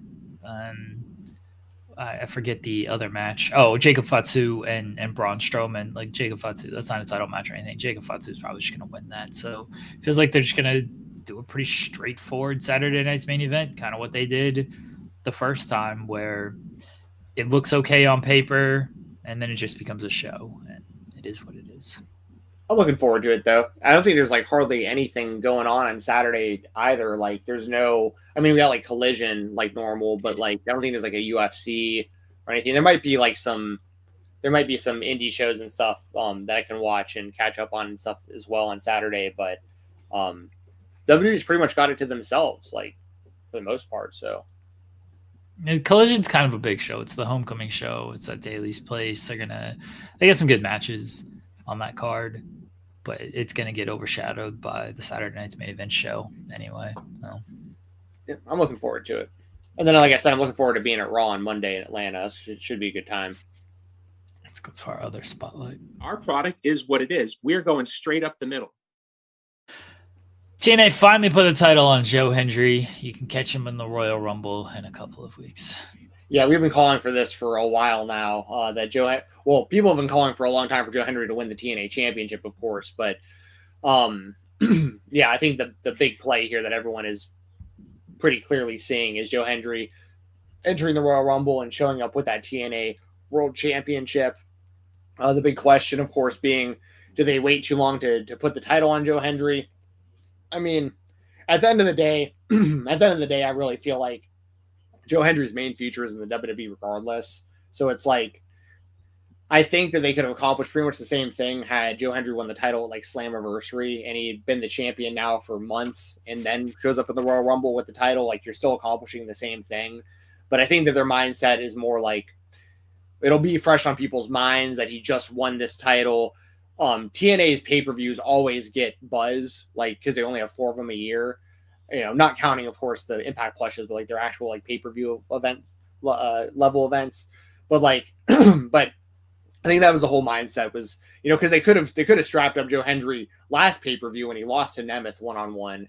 But I think that was a big part of the planning and the timing was, you know, we'll have the title change happen a couple weeks before the Rumble, so people have it fresh on their minds that Joe Hendry just became the champion, and then obviously when he shows up in a couple weeks at the Royal Rumble, you know, people are ready for it and like they want to see it. So, I mean, I'm happy for the guy for doing it. Like, I like Joe Hendry as like a person. He seems like a good dude. You know, I remember him back when he was like a YouTuber. Like, I don't even know how much he was wrestling back when I found out about him. Like, I think he was doing stuff with like the What Culture guys and stuff back in the day. I can't remember the exact channels he was a part of, but he was doing like gaming content and stuff. I want to say like forever ago. He's always been like a really likable guy, and obviously got himself very, very over in TNA and even more importantly to a degree in NXT, because I think that sparked a lot for him too. However he got, like, and that obviously opened a lot of eyes in the WWE. Like, you don't get those kind of reactions in NXT over and over again, and the WWE doesn't notice that. Like, they clearly gotta like that and want to do more with him if they're able to. So with this TNA and WWE partnership, it makes those kind of things way easier to accomplish, and it's just way more seamless of a move when someone goes from NXT to TNA back and forth, you know, vice versa or whatever. You know, you don't have to deal with like nearly the same level of politics, because you have an understanding with the other company. You're trying to play ball and trying to benefit both sides if you're able to. So this isn't something where you have to like wait for people's contracts to run up and, you know, or try to get out of your contract or this or that. Like, now you have a way more seamless way of going back and forth between these companies, which I think is going to be really beneficial for these guys, especially for someone like Joe Hendry or someone like Masha Slamovich, who we've already seen on both shows as the Knockouts champion. I hope that she's in the Royal Rumble as well. So I don't know if Masha's going to be in the Rumble. I think we expect Jordan Grace to just move to WWE full time. Seems like the likely move. I suspect she'll be in the Rumble. I think Masha might. Obviously, they're setting up a Cora Jade match, and whether or not that match happens, that might be. They might do that at Vengeance Day, which is the next NXT PLE. I could see Masha and Cora at Vengeance Day. We'll see on that. Joe Hendry, they probably should have put the title on him at Bound for Glory. It seemed like they were a little late on missing it, but he's got the title now, and I assume he'll be in the Rumble. He'll be showing off that title, and that's really what it all comes down to with this. Do you think the JBL stuff is going anywhere? Is he just like showing up and just doing stuff? See, the thing about him that's so like confusing is that he's done this in so many different companies. But he's been the most tied to Ziggler, or sorry, to Nemeth. But he didn't help Nemeth. He basically cost him the title. I shouldn't say cost him, but I didn't help him because he took out Kaz. And also over on GCW the same night. I mean, he's been tied. He's helped Mance Warner retain his championship on GCW, and obviously you couldn't be two places at once, be it Genesis and at Hammerstein. So like, but that's the risk you run with these kind of stories where you like make JBL one of the focal points, but he literally shows up one time or two times or whatever, but it's in like a really, really important moment that's integral to a major storyline, but we never see him again. So like, because I'd imagine like there's no reason for him to be in GCW going forward because like Mance doesn't have the title anymore. And excuse me, and TNA, it's almost the same type of thing where it's like you helped Nemeth before. They tried to plant all these seeds of doubt before Genesis, basically Nemeth claiming that he had nothing to do with JBL helping him in the past. And then JBL didn't help him this time. He wound up just costing Kaz his opportunity to come in and cash in, but didn't do anything to ensure that that Nemeth would retain. So like it's confusing. Power Finisher says, I love the JBL stuff. There is something kind of cool about this dude who just shows up, clothesline someone and leaves, but like not at the expense of like the roster. Like if there's no actual payoff or he's just coming in, squashing someone and disappearing forever, I don't really love the idea of that. But if he was more committed long-term to some of these companies, some of these stories, that's a different conversation. Because it's like we see him, he totally ghosts GCW. We see him on TNA, and then the next thing we know, he's on Raw commentary. It's like, you know, what? So, you know, I guess that's kind of my thoughts on JBL. I don't think it's leading to anything. I think he's just showing up, collecting money. It's like, can I just close on this guy? And like, yeah, sure. Why not? I don't think it's actually going anywhere. Yeah, I'm with you. The other spotlight, also kind of an indie spotlight, but PCO was like, TNA, y'all suck. They destroyed or tried to. That was a well-built title. Tried to destroy the TNA Digital Media Championship. Then he tried to talk about TNA and how he sold out Montreal and his merchandise sales, and MLJ tried to get the mic from him, and then they just cut to an ad. And then he he went online and said he was asked to take a pay cut. He said new management is looks like he's finished with TNA, and TNA officials were not happy about what happened here at GCW, the people versus GCW, which can't blame them. Yeah, this was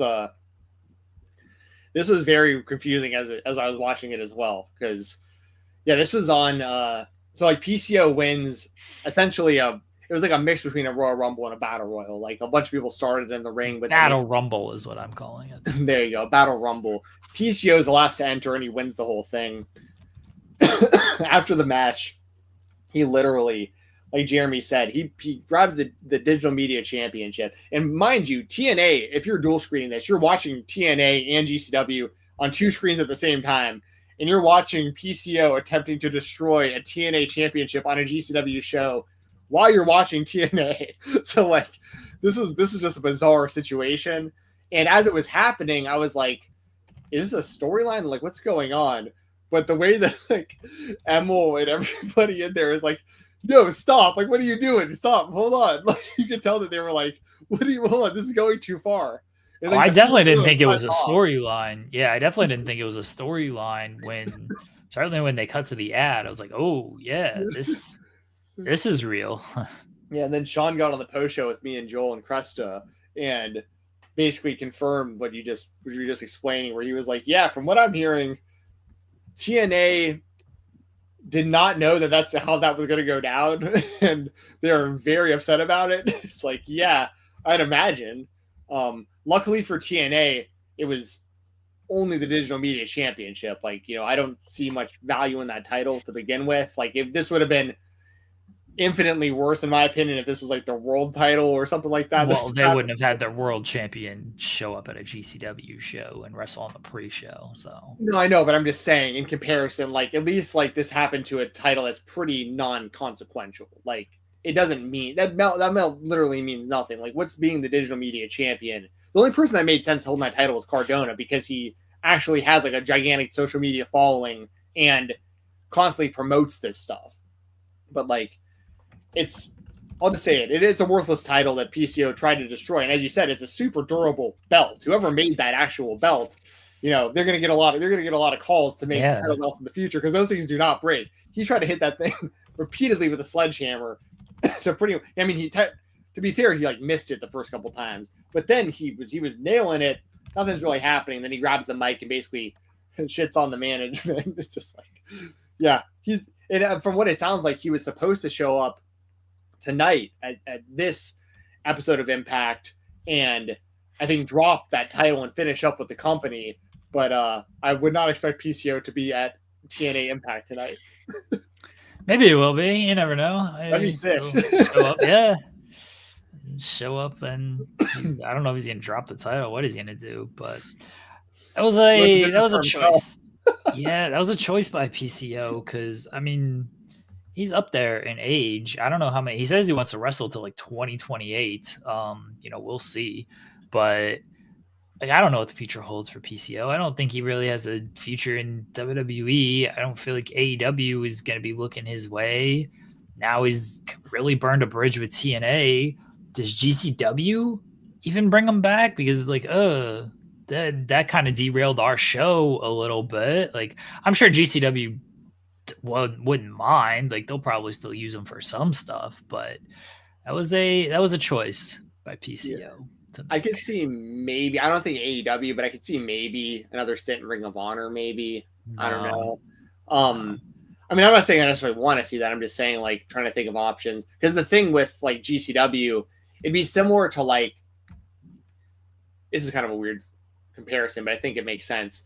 And this is off the dome. So that to me is like, if you knew a girl that you were interested in and she was married, and you cheat and she cheats on her husband with you, like you get with this woman and she says, I want to leave my husband and be with you. And you're like, well, you just cheated on your husband. I don't know if I can really trust you. You know what I mean? Like that would be like this, where it's like GCW is like, yeah, we were interested, but then you destroyed the title belt for the company you work for on our show and put us in a weird spot. What would ever stop you from going into business for yourself? Like when you work for us, you know what I mean? Like, cause that's what happened. He straight up went into business for himself.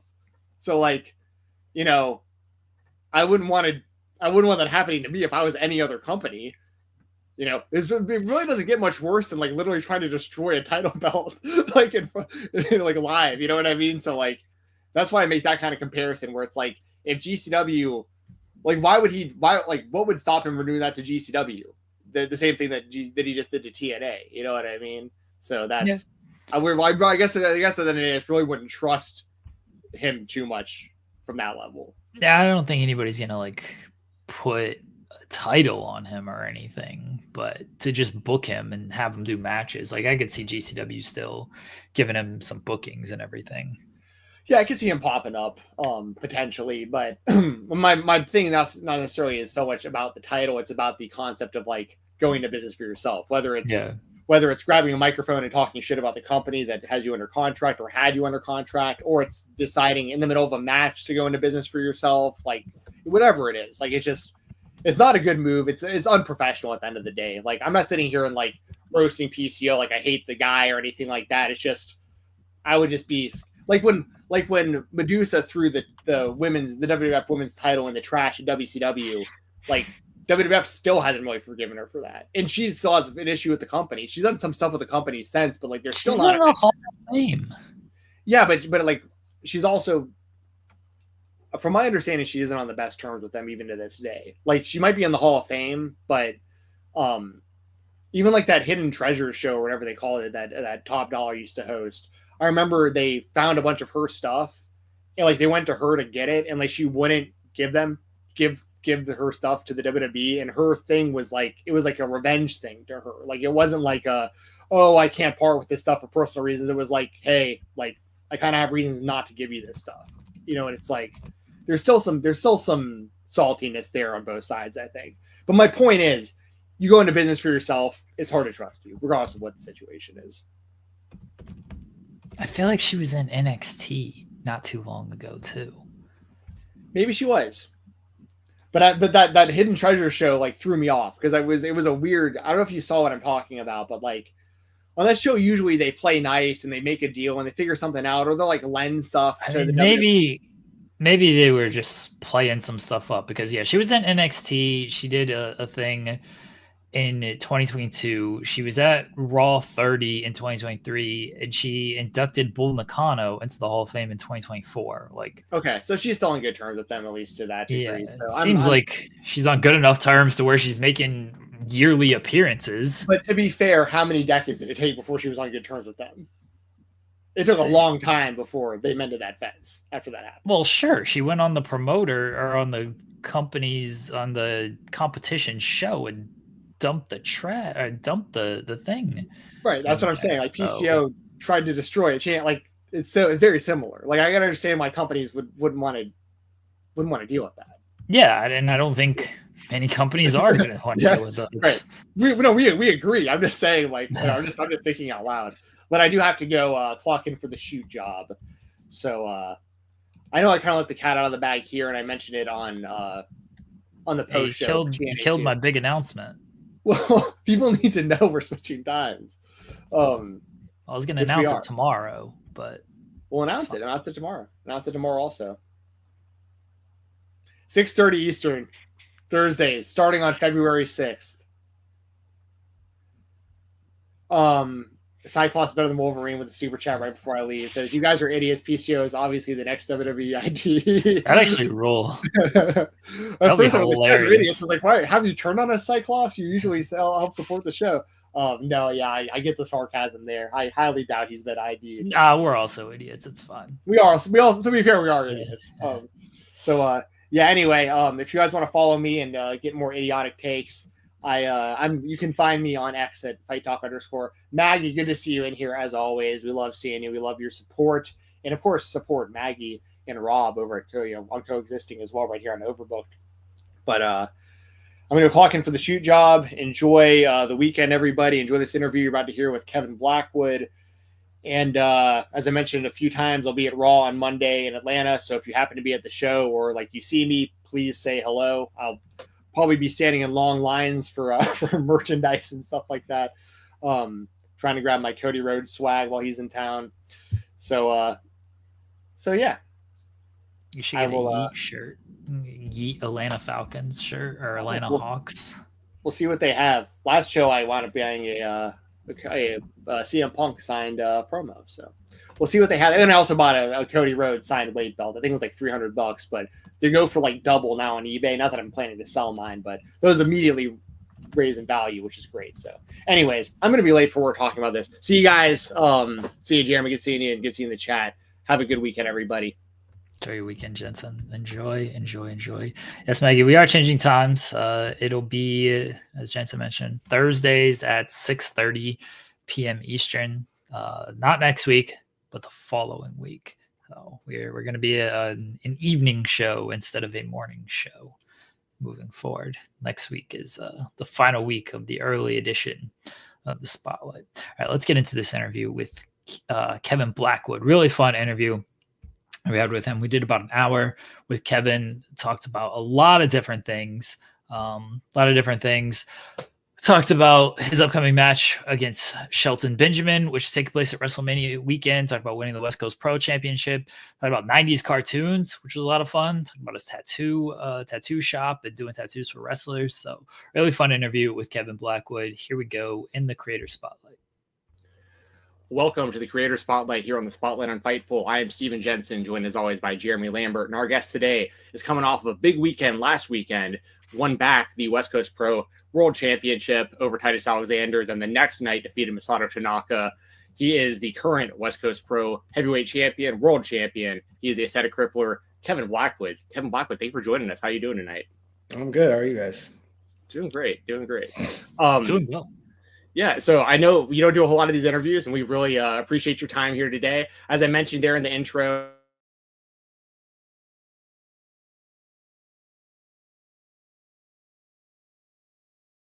was a big one. As I mentioned, defeating Titus Alexander, winning the title back from him at West Coast Pro.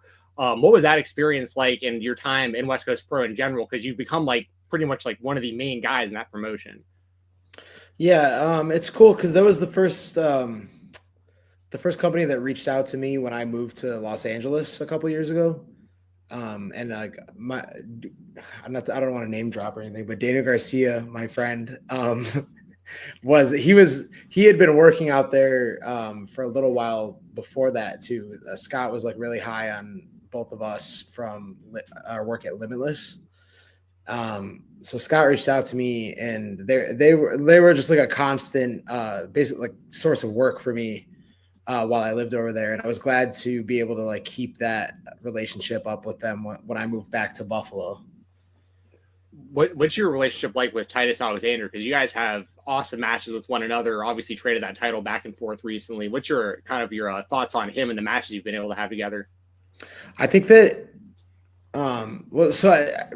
He was actually not the first, but the second person that I wrestled on the West Coast when I moved there. It was not at West Coast, but it was the day after, or 2 days after something at UGWA, which is based in, I want to say like San Jose, like Oakland kind of area, the Bay Area. That's all, you know.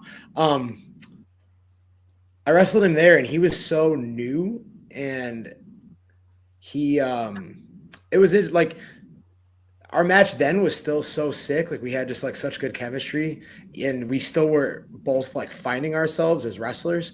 So to then be able to do it, you know, like a couple years later, our first big one being in Japan last month for Noah, that was like one of the best matches of my career.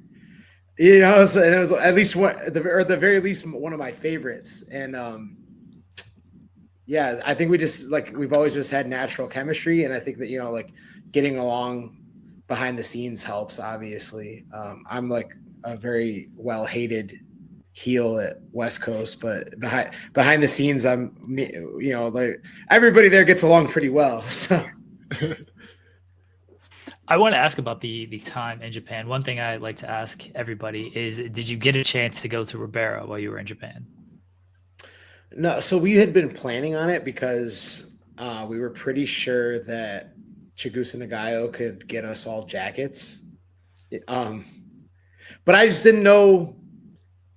I didn't know what I would do there because it's a steakhouse and I'm a vegan. Mm-hmm. And eating vegan in Japan was not very easy as it was, so I didn't know, like Vinny Massaro was like, just get like rice. I just don't think I'll have earned a jacket that way, you know. Was that mainly what you ate in Japan? Like, did you find other stuff that like you could stay kind of satisfied with while you were over there eating vegan? I did. I figured out what I needed to do. So I ate a lot. I was able to find a good grocery store that I went to a couple times a week where I would get like noodles and tofu. There was a convenience store called Lawson that was like walking distance from the apartment that we all stayed at. And we would go there a few times a day, basically. Like the owner of it knew us, and she knew that we were just like the local wrestlers nearby, and she knew us all by name, and she would like she would point us out if we were in one of the magazines. Like she would tell us that we were in it. But yeah, I would go there and just get these rice balls, this onigiri. Yeah. I would eat those. I would eat like 20 of those a day. It was like I was eating just straight carbs the whole time I was there, basically. Have you been like, how long have you been vegan, and like have you noticed like any differences, like if you made like a change? I know a lot of athletes, like I know like the Diaz brothers in the UFC, for instance, are pescatarian, and like, you know, we hear like sometimes it's hard to like keep the same energy and whatnot, like with lack of protein and stuff. Like, so what's kind of been your experience eating vegan? Well, so I've been vegan it'll be 9 years next month. So I've been vegan for just like a hair longer than I've been a wrestler. So like at this point, I've got it down to like, this is just my life. You know, this is like how I do things, and I've figured it out. You know, I understand like what food I need and what works for me. And so like I get plenty of protein every day. You know, and so it's tough to say that if I feel like a difference at all, because it's just been like, it's almost a decade at this point, you know? I wanted to go basically to the start of your career and just ask, you know, kind of how you got started in wrestling. So I had moved home to Buffalo from Wisconsin, and I was having like a really bad year because I had like a big breakup that, you know, with, you know, somebody that I had moved out to Wisconsin for in the first place. And I was just really, really depressed that year. And it turned out one of the clients at the tattoo shop I work at, he was a friend of my boss, and he was involved in wrestling locally. He was like a manager for ESW. And so I asked him, like, is there like a school or anything that I could train at? Because I would like, it's like it's a lifelong dream, like childhood dream, to be a pro wrestler. And you know, so he pointed me to Grapplers Anonymous, said that they were doing like a tryout kind of thing, and just like test like your physical fitness and see if you're capable of being a wrestler. And so I ended up, it was like a month or two after that, I ended up going. I went to that trial, and there was like probably like 25, 30 people at it. And ultimately what happened was like everybody got through the trial and nobody gave up. And that ultimately was like, the trainers were like, all right, everybody, you didn't give up, so you can all come back next week. And then the following week, 5 of us came back. And to this day, I'm the only one left involved in wrestling of those 5. And but yeah, so it kind of just was like that was like the end of 2015 that I started at Grapplers, and I just haven't stopped. You know, I just never looked back since that. Of those 5 that you mentioned, did any of them like have a career and like have since left, or like anyone that we might know of those 5? No, nobody from that group. There was one guy, his name was Wes Adams, who like he kind of would travel to like in like Pennsylvania area. He would go up to Canada with us to Smash every now and then, but he ended up he like moved to like Alaska or something, and just like to like be with like family or something like that. So he was not bad, but it wasn't until Garcia came like the following year that I found somebody like, okay, this is somebody who wants to like make it in wrestling. And then me and him clicked. And then Puff came a little while after that, and then we all clicked, and then we all got tight with Kevin Bennett, who was at the time like he was kind of like doing like the indie circuit a lot, and he had been around for like a while already, so it just helped that, you know, like he was the only one in Buffalo that was like doing stuff, and then so it helped that like we came along, and so like all the 4 of us like clicked together, and we all had like similar mindsets in that way. Do you remember like what it was like meeting Daniel Garcia for the first time? Like, what about him were you immediately like, oh yeah, this is like the guy? Like, we hear stories back in the day of guys like Chris Jericho and Lance Storm, for instance, like they're looking around the training room and they're like, oh, the 2 of us are like really serious about this. We need to get to become friends. Like, what was it about Daniel Garcia specifically? It's so, first of all, when we would like do drills, he he came into it from like the last thing he did was hockey. And so he had this crazy cardio, and he didn't understand at the time that you have to like match your pace to the person you're working with. So he'd be going like running the ropes like Macho Man in the 80s, and dudes are like they could not keep up with him. And it's just like, I was like, dude, this kid's like insane. I was like, Dan, slow down. And then it was like I don't know, we were like driving back from like a local show that like it just so happened he gave me a ride, and I think that was the first time that we like connected and talked, and like that was like this kid, like he always had a good mindset, and he always like wanted to be a good wrestler, and he was always like cool and respectful.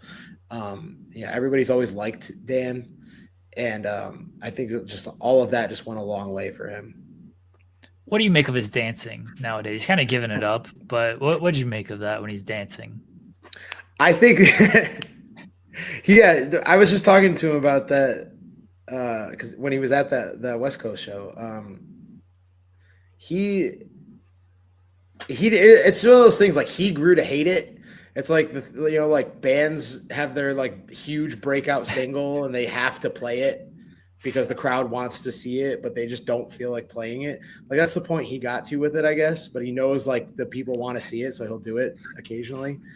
I don't know. I felt like it obviously worked. Like it really like went a long way to get him over. So like whatever's working, I think go with it.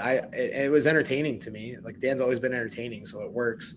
And I think I've told other people this in interviews that like that move is just like a move that he would do at the club pretty much, so Dan's a big club guy. So that's what he said. He said like, yeah, this is just something I kind of do at the club. And then I just did it on TV and it got over. And yeah so he was very quick to pass it off to Mina Shirakawa, though. He's like, it's hers. If she wants it, she can have it. Much better moves than Daniel Garcia. Let's be honest. Right. You mentioned, it was kind of like a dream to be a pro wrestler. Like, what was it about pro wrestling? Was there a certain wrestler you watched growing up? Was like, oh, this is the guy. Like, this is who you kind of gravitated towards. So I was born in 1990, and so Stone Cold Steve Austin was like my dude. He still is my dude. I just one of the refs at Deadlock, he refed me because I wrestled Titus again at DPW this past weekend, and Frank the ref was like, Kevin, something that terrifies me is that we'll do these near falls and you have your eyes closed every time. A lot of guys will like watch for the tight three, and I do that because I heard Steve Austin say in an interview that if you can't feel the cadence of the near fall, then it's like, what are you even doing? So I'm like, I will do. If Steve Austin said it, I'm down. I gotta like abide by that. I've seen you rocking the like that Stone Cold jersey, I want to say before. Yeah. I think it's badass. I figured you were a Stone Cold fan when I saw that. Yeah, huge. Yeah, I have a 316 tattoo. Nice. Yeah, it was from a couple years before I started training. I never thought I would like be a wrestler when I got that. So I'm probably just gonna look really marky when I get to TV at some point. No, all good, man. Me and Jeremy were both born in '88, so like we're right around your age. So we grew up on all this stuff as well. So this, very, very cool. I'd seen on your social media, speaking of some of your favorite wrestlers, I know you think very highly of your match with Kenta. I see that as like your pinned tweet on Twitter. What about Kenta drew you in? Like, when did you become a fan of his, and what was the experience like of actually wrestling him? Because y'all put on, not just wrestling him, you put on a banger. I know you're trying to like undersell it in your tweet. Like, I don't know if anyone even likes this match. Or, no, people like that match. I think that because growing up for me, I didn't have access to wrestling outside of WWE. So like the first kind of like understanding of like this like independent wrestling, like guys that like came from the independents and were like big from like Ring of Honor and stuff like that was like CM Punk and Daniel Bryan, and like their style always stuck out to me. And it was like big with Punk because he was straight edge and like he was into hardcore, obviously, and like those are things about my life that like I can relate to it. And so the MMA, like martial arts kind of style, like I was like really drawn to that. And I saw like Daniel Bryan doing the same kind of stuff, but even like more like intense.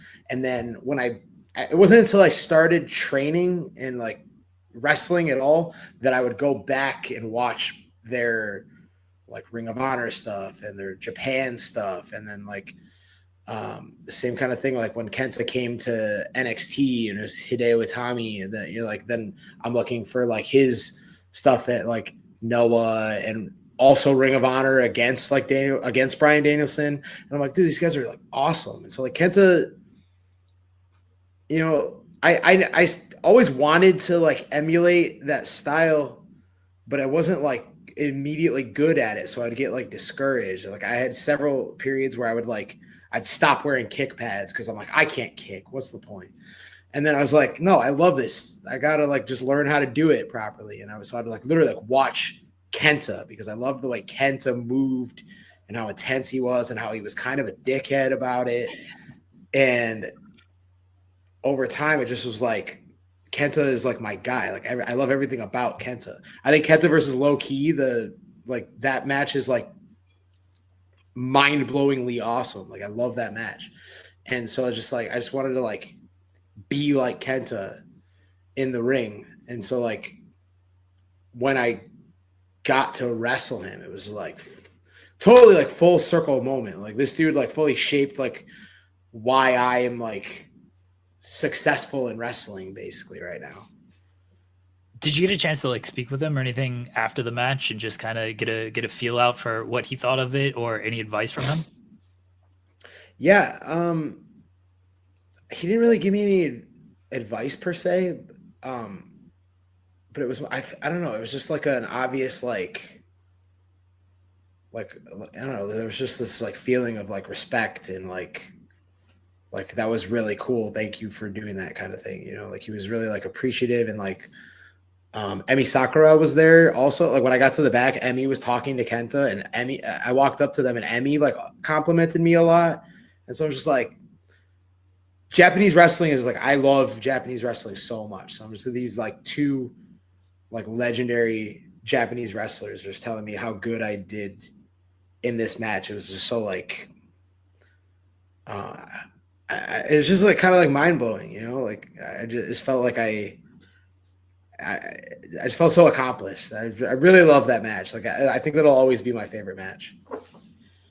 Speaking of Japanese wrestlers, legendary Japanese wrestlers, I mentioned at the top of the show last weekend, you also defeated Masato Tanaka at Prestige. What was that?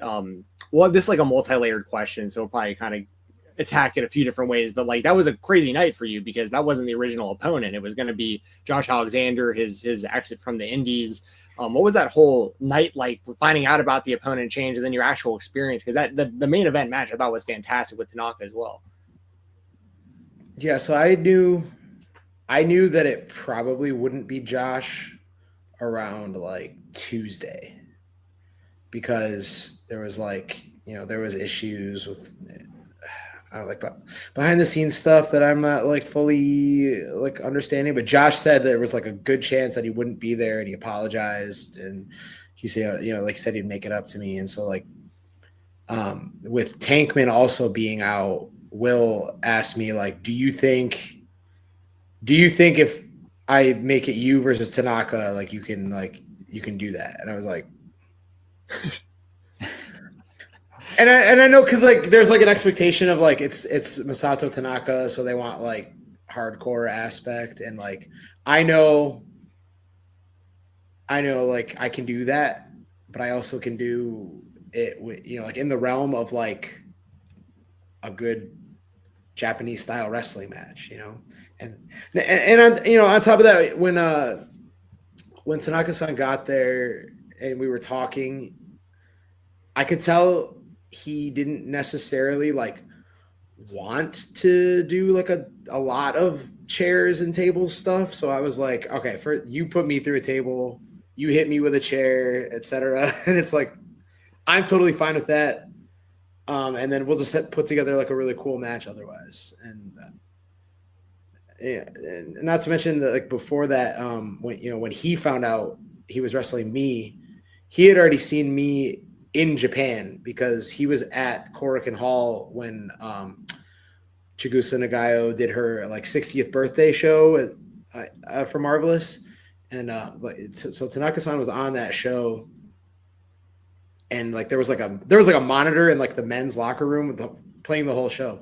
So it was like Tanaka and Kota Ibushi were like watching the whole show, and I was like not very sure if he had actually like watched my match, but Will showed me like screenshots of like, hey, you're gonna be wrestling Kevin Blackwood, and Tanaka's like, can I handle his movements? And he was like, Will was like not sure like what that means, and he's like, yeah, he's great, he'll take care of you. And Tanaka's like, he's amazing. And I was like, okay, cool. Sorry. So he feels good about it at least. That was good. If you took your finish to that table at the end too, that was nice. That was badass. It felt good, but I watched it back. I was like, holy shit. The table like imploded. It's perfect. I mean, because I know that's something where obviously that like peeling the curtain back too much. Like it seems like such a sketchy move because not just the double stomp themselves, but like the landing after, because like you have to fall somewhere and like and then doing it through a table on top of that. And it's like a legend who you like massively respect. So like you want to make sure everything goes good, but man, it's from a fan who watched it, it came across awesome. So I'm happy you got that match and you got that moment, man. Very cool. Thank you. You mentioned another Japanese legend that you wanted to face, Tajiri. You want to just throw this out there, see if we can't get this booked somewhere? I would, dude. I'm just saying, Tajiri, I've wrestled guys that you know, and I've wrestled guys that look up to you, and you probably, you've worked on shows with. And I just want you to know that I can kick with the best of them. And I would be honored for Tajiri to kick my head off. And I just want to make that happen. We'll put it out in the universe. We'll see if something could come out of it. He's still going. Absolutely. He's at the GCW show, still going. He showed up looking like a silver fox, dude. That shit was crazy. I was like, oh, dude, Tajiri looks awesome. Dude, all those guys. I mean, they're still doing they're still doing their thing, man. All of them, all those ECW originals showing up. It's always just cool to see that, like guys you grow up with that are like still out there that are still putting it on like at a high level. Yeah, man, nothing better than that. I'd love to see you versus Jerry. That'd be badass. I'm just like, if we just kicked each other back and forth for like 10 minutes and then just one of us ends it, like that'd be fine. I think people would like that. who's like not necessarily in like a negative way, but like who's like some like the more stiffer people you wrestled as far as like people who really lay in those kicks? And obviously we mentioned Kenta before. I don't know if he's on that list, but who are some people that come to mind as far as like when you want to go kick for kick with someone who's gonna like really give it back to you? Speedball. Okay. Literally, like that's the answer. He's Speedball. He will kick you. He will kick you really hard. And it'll be safe because he's like precise as hell with his feet, but it's solid, Anthony Henry also. Trevor Lee kicked me really, really hard when I wrestled him at Prestige. He's just really strong. He also has like extremely like good like technique with his strikes, but he's so strong. So like he kicked me in the chest and I was like I like needed a second. Trevor Lee's not a name you really think of when it comes to like really strong style strikers like that. So that's an interesting name to say. I thought the same, but then I was like watching him wrestle Tankman at DPW in Texas. And he's just like he throws kicks like he's like a Muay Thai fighter. Like he's really, really like he knows what he's doing. But yeah, our match he hit me with like a PK. I was on the floor and he was on the apron, and I was like like, please don't come get me. Like I went down to the floor and I was like, just don't come back. I'll be here for a minute. I just needed a second. One of I took notice of, I think it was this past weekend, but you were talking about some of the stuff that hurt, and talking about the Tanaka match and Tanaka splashing you through the table, and somebody just asked, why did the table spot hurt the way it did? What went wrong? You're like, nothing, dude. Just 200-pound jumped on me. 200-pound guy jumped on me at a great height. Like, it's gonna hurt. And I don't know what he was like looking for right. the answer to be. It's like I laid on a table and a man landed on me. Like that's what happened. This tweet popped up on my wife's feed, and she knew we were interviewing you, and she's like, "Oh, she was just cackling." And she's like, "Did you see this tweet by Blackwood?" He's like, "Nothing went wrong. It's just a guy jumped on me from a great height. It hurt." Yeah. She was dying. I actually got the Hurricane followed me from that tweet. Nice. There you go. He answered. He said, "Outstanding reply." Like sometimes, wrestling just it hurts. Like everything goes right, but like Trevor Lee's not trying to hurt you or anything, but he's gonna kick you, and it might just hurt a little bit. Like you kind of know what you're signing up for. But that was a fantastic answer. So I wanted to put over that you popped multiple people in this household with that one, and you popped the Hurricane as well. Look at that. Yeah. Sorry, go ahead, Jeremy. No, go ahead. Mine was like this is an off-topic one that I was going to bring up. I don't know if you had like a follow-up, but this is totally off-topic that I'm about to ask. But anyway, go ahead. Okay. You mentioned Puff earlier. I know you have a history with him. I know Puff is a big gamer. I mainly know this because he was on commentary for a BLP show not that long ago, and during commentary, he was talking about everyone making sure they were getting their Fortnite updates like live during the show. Are you a big gamer? I was just curious about that. I'm literally like not at all. Okay. I was curious. You got to be big into cartoons, or you got like a King of the Hill tattoo, don't you? Yeah, I do. Okay. Some of your favorite cartoons. Let's talk about cartoons. So my favorite cartoons. So my favorite TV show of all time is Futurama. Okay. So I'm like, I actually have a tattoo of Bender on my knee. I'm Futurama, King of the Hill. I'm like looking around my apartment.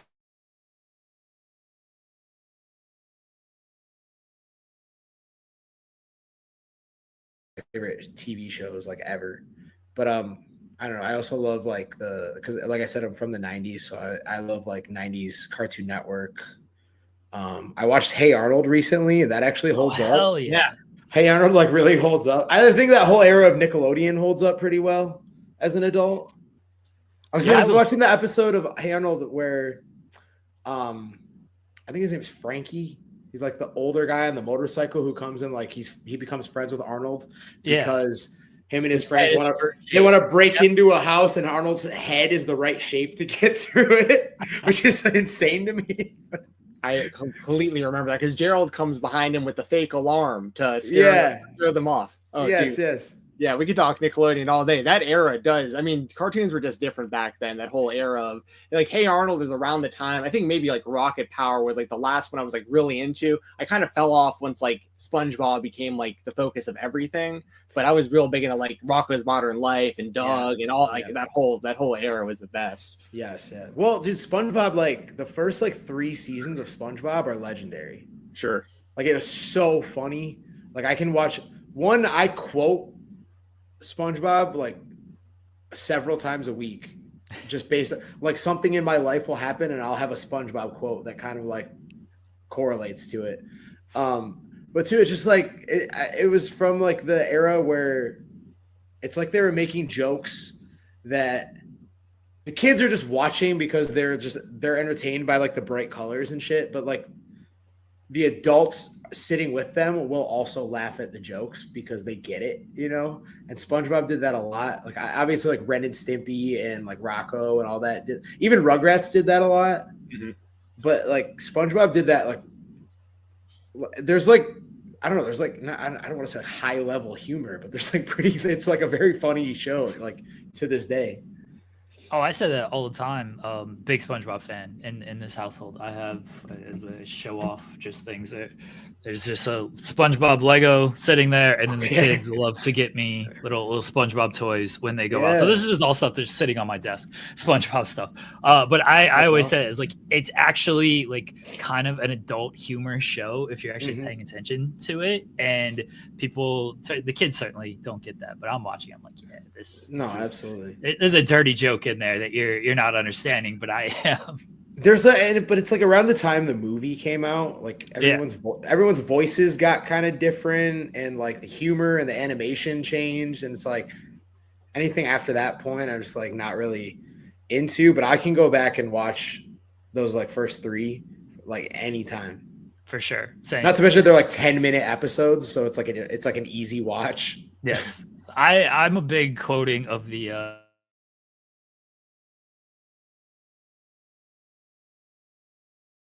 Pinky. I super random, but like a decade ago, I was working at AT&T in retail in Nashville, and completely randomly, one of the clients I had one day started talking about that he was like a cartoonist, and I was like, oh, that's cool. Anything that I would have known about? And he was like, I work for a company called Classic V Zupo, or I can never remember how to say that. And I was like, oh yeah, I definitely, that was on like Nickelodeon. He was like, yeah, I created a show called Doug, and I was like, all I said to him was, chicka pop, chicka chicka pop pop. And he was like, yes. Were you a fan of like the live action? I've got a little temple coin here. Were you a fan of like Legends of the Hidden Temple and that kind of stuff too? Yeah, of course. I don't like remember a lot of that stuff that well, but I have like core memories of like my old house when I was like really little. I would like mostly watch TV in my parents' room because like the only 2 TVs in the house were in there or the living room. So when they were watching in the living room, I would watch TV in there. And I have like core memories of like summertime with like the windows being open, watching like Camp Salute Your Shorts and stuff like that. But dude, Doug is such a good reference though, because I literally like, and you ever see like somebody be like, what's the best song or band from like a TV show that's not, that's not like a real band. That always, it's always Killer Tofu is the answer. Oh, the song Killer Tofu. Yeah, by the Beats. Yeah, by the Beats. Yeah, Killer Tofu. Oh yeah, it's such a sick. It's like a sick song, dude. They were, even the theme song was iconic. Just the do. Yeah, I mean, everyone remembers that, man. I love that you're into this stuff, so we don't have to only talk about wrestling. I know you're right. talk about some different stuff every now and then. That's awesome. Oh man, Cartoon Network. What were some of your favorite shows over there? Courage, Ed, and Eddie. I loved Dexter, but I more specifically remember Monkey from Dexter. The episode where that Macho Man was in. I don't know if you remember that. He was like the superhero monkey, and there was like a villain named Rasslor. And Macho Man played him. And I literally remember the first time I watched it, I was like, I just hear Macho Man's voice on Dexter's Lab, and I was like, oh, dude, that was like mind blowing. I never knew that. I don't think I remember Macho Man. I'm almost positive I remember him doing an episode of Space Ghost Coast to Coast back in the day. I don't doubt that. Yeah.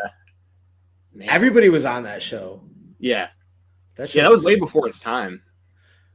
And I didn't know that, like, at the time, I didn't know that like Space Ghost was like an actual like cartoon from like a long time ago. So like, I can't, like, I've heard what like Brack sounded like on like the actual show. I'm like, that's wrong.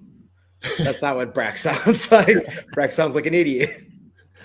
Well, it's funny because what I think that they did, if I remember correctly, is they had like the rights to all those old like Hanna-Barbera like cartoons, and they like repurposed them. Like they had Space Ghost Coast to Coast, and they had like C-Lab 2021, which they like redubbed for Adult Swim and stuff like that, and made it like an adult show, just redubbed over the cartoons and stuff.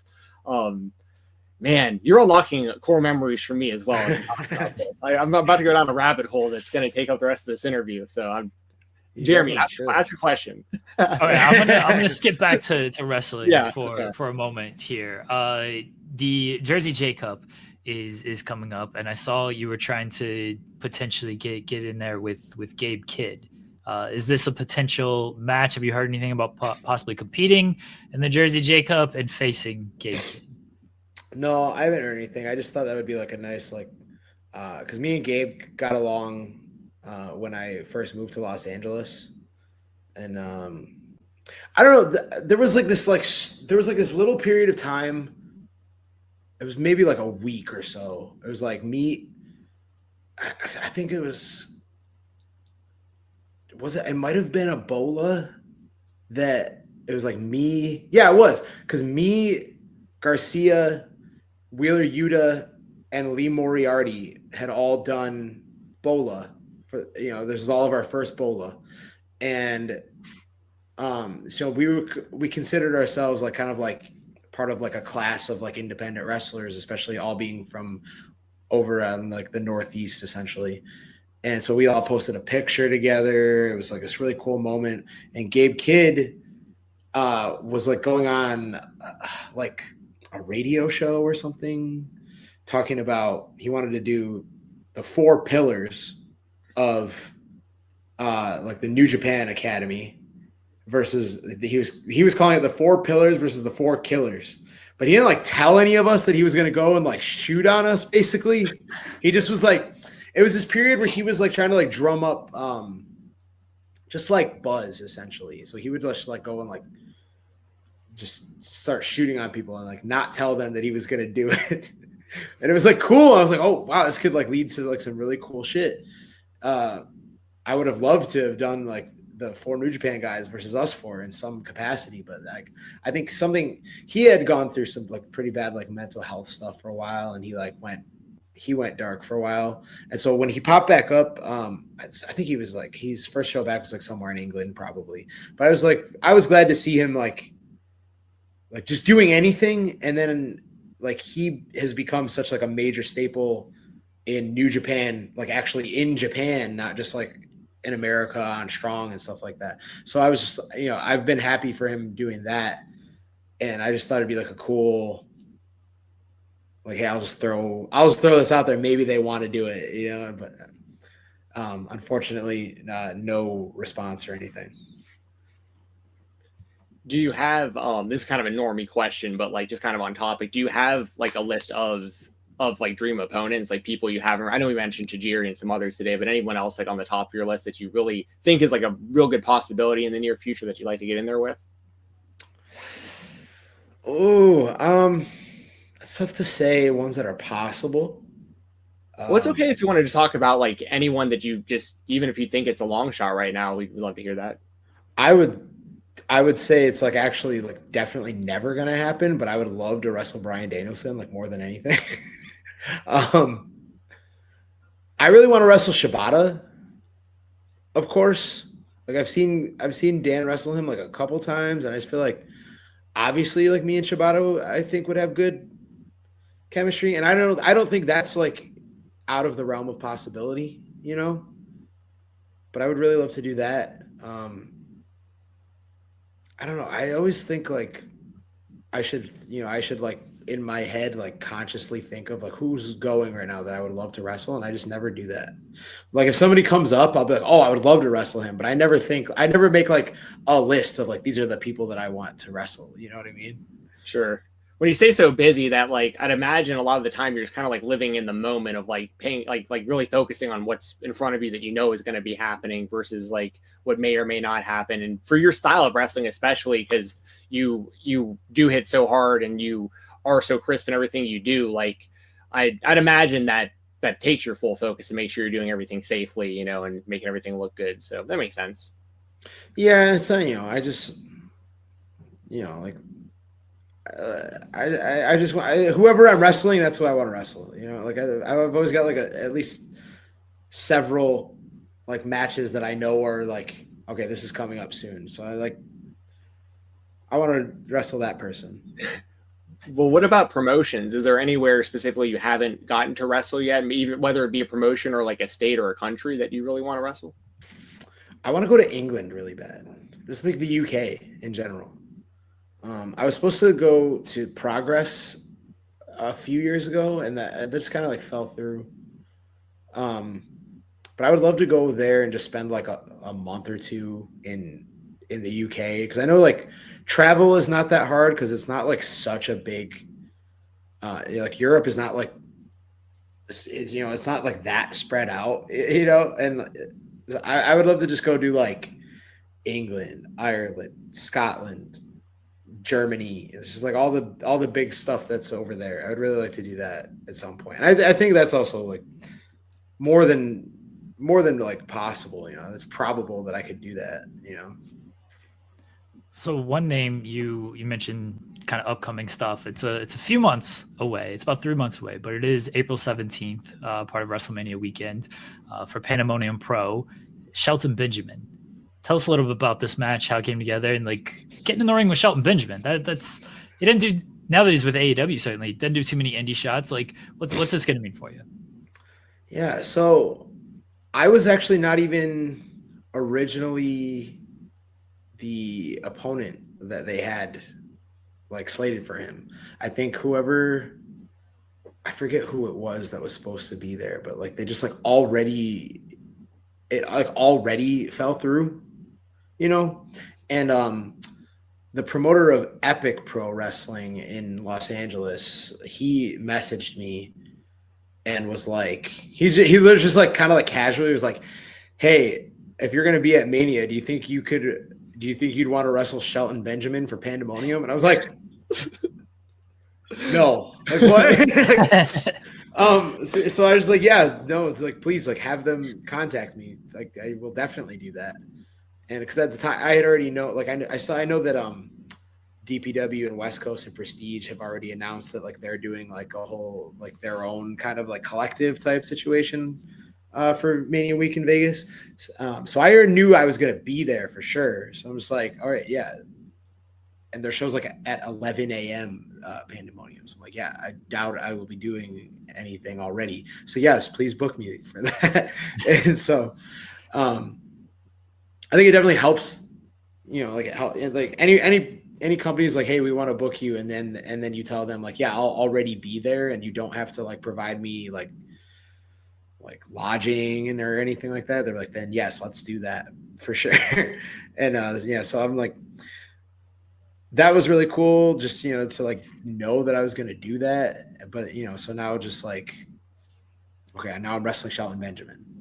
And it's like, what is it's January currently, and that's happening in April. But I have like a few months. Honestly, I think like the biggest thing that I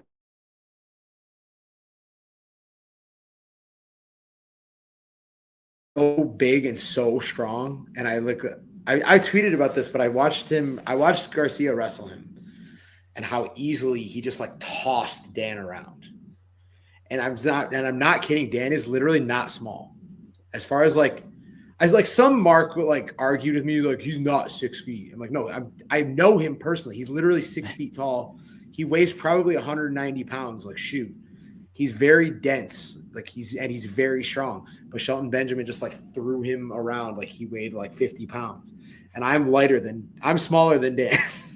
So I just want to like get a little bigger. I have like cool ideas of like what to do. Is like I think our styles are gonna mesh really well. I know like I'm not expecting to get in there and be able to like do a lot of the stuff that I normally do, being that he's from the era after the era that I watched as a small child. And he's built like one of those guys. So, and I am not.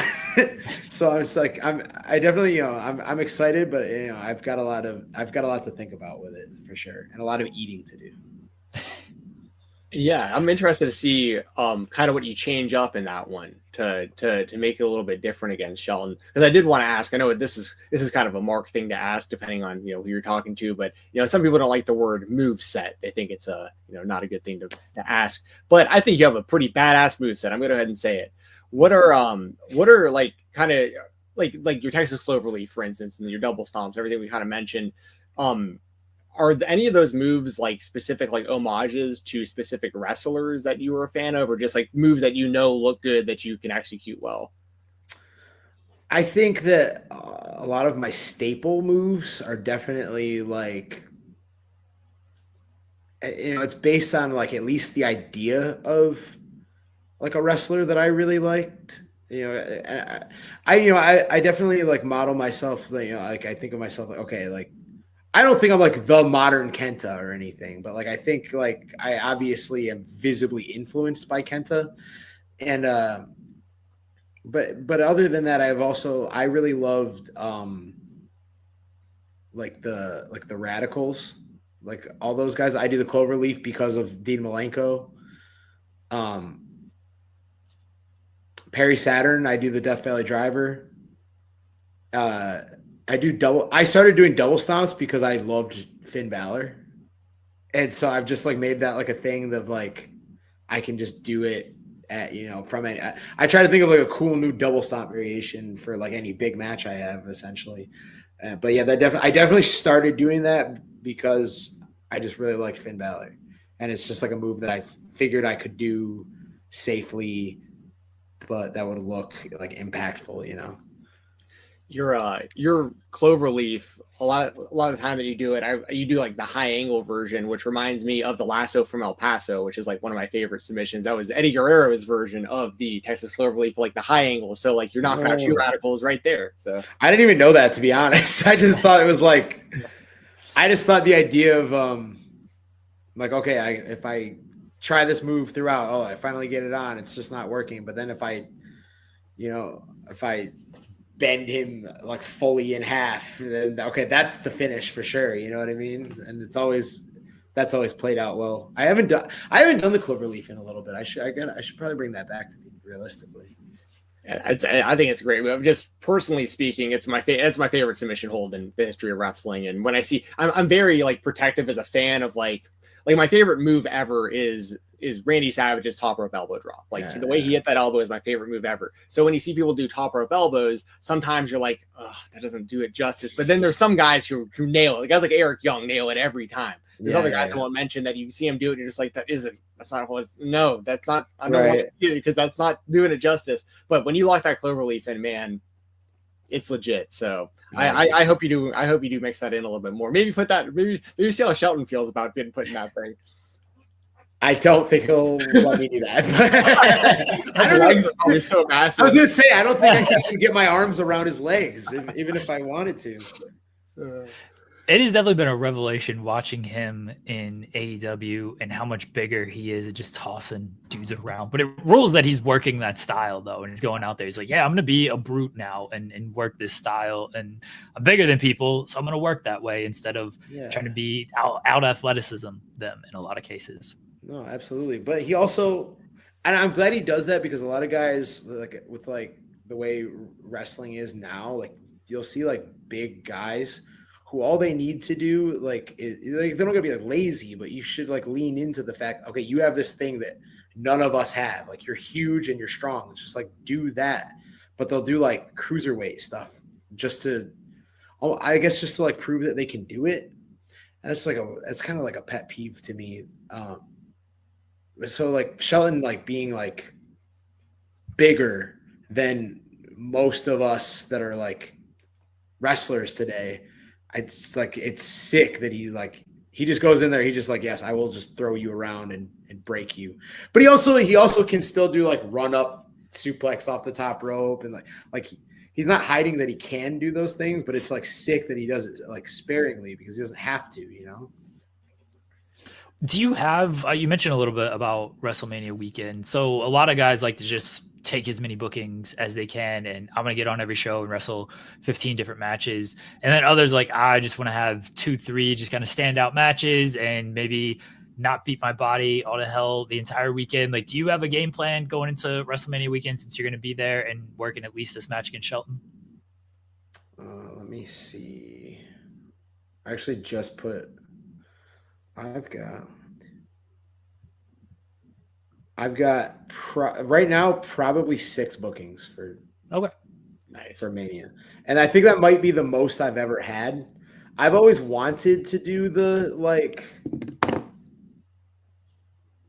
just as many matches as possible kind of thing, and I've been lucky at least a few years to have just like several bookings. I was kind of bummed out when Mania was in LA, because I lived in LA and I had like 2 bookings that week. I was like, guys, I'm already here. Like I live here. I ended up doing like more tattoos on people than bookings than like wrestling. So that was like kind of disappointing. But yeah, I think if I can just have like 1 year where I do the like speedball thing and I have like 9 to 10 matches and they're all good, then I'll be happy. And then I don't ever have to do that again to myself. I feel like it's a rare opportunity because like everyone is there. So It's like, oh, we're all in one place.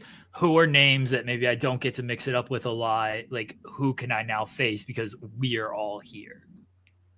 Yeah, for sure. And hopefully there's like some good like mixing it up. Like I'll be with like West Coast and Prestige and DPW, and like they are always doing like insane things, even just like their regular like hometown shows. So I know they're going to be like popping off for Mania. So I hope I get something cool going on with those. And like anything else, even if I wrestle like somebody that's like just like a good West Coast, not West Coast pro, but just like from the West Coast, just somebody over there that I don't ever get to wrestle, like that'll even be cool for me. And it's just like somebody just wrestle people that I don't normally get to work with. So that'll be exciting.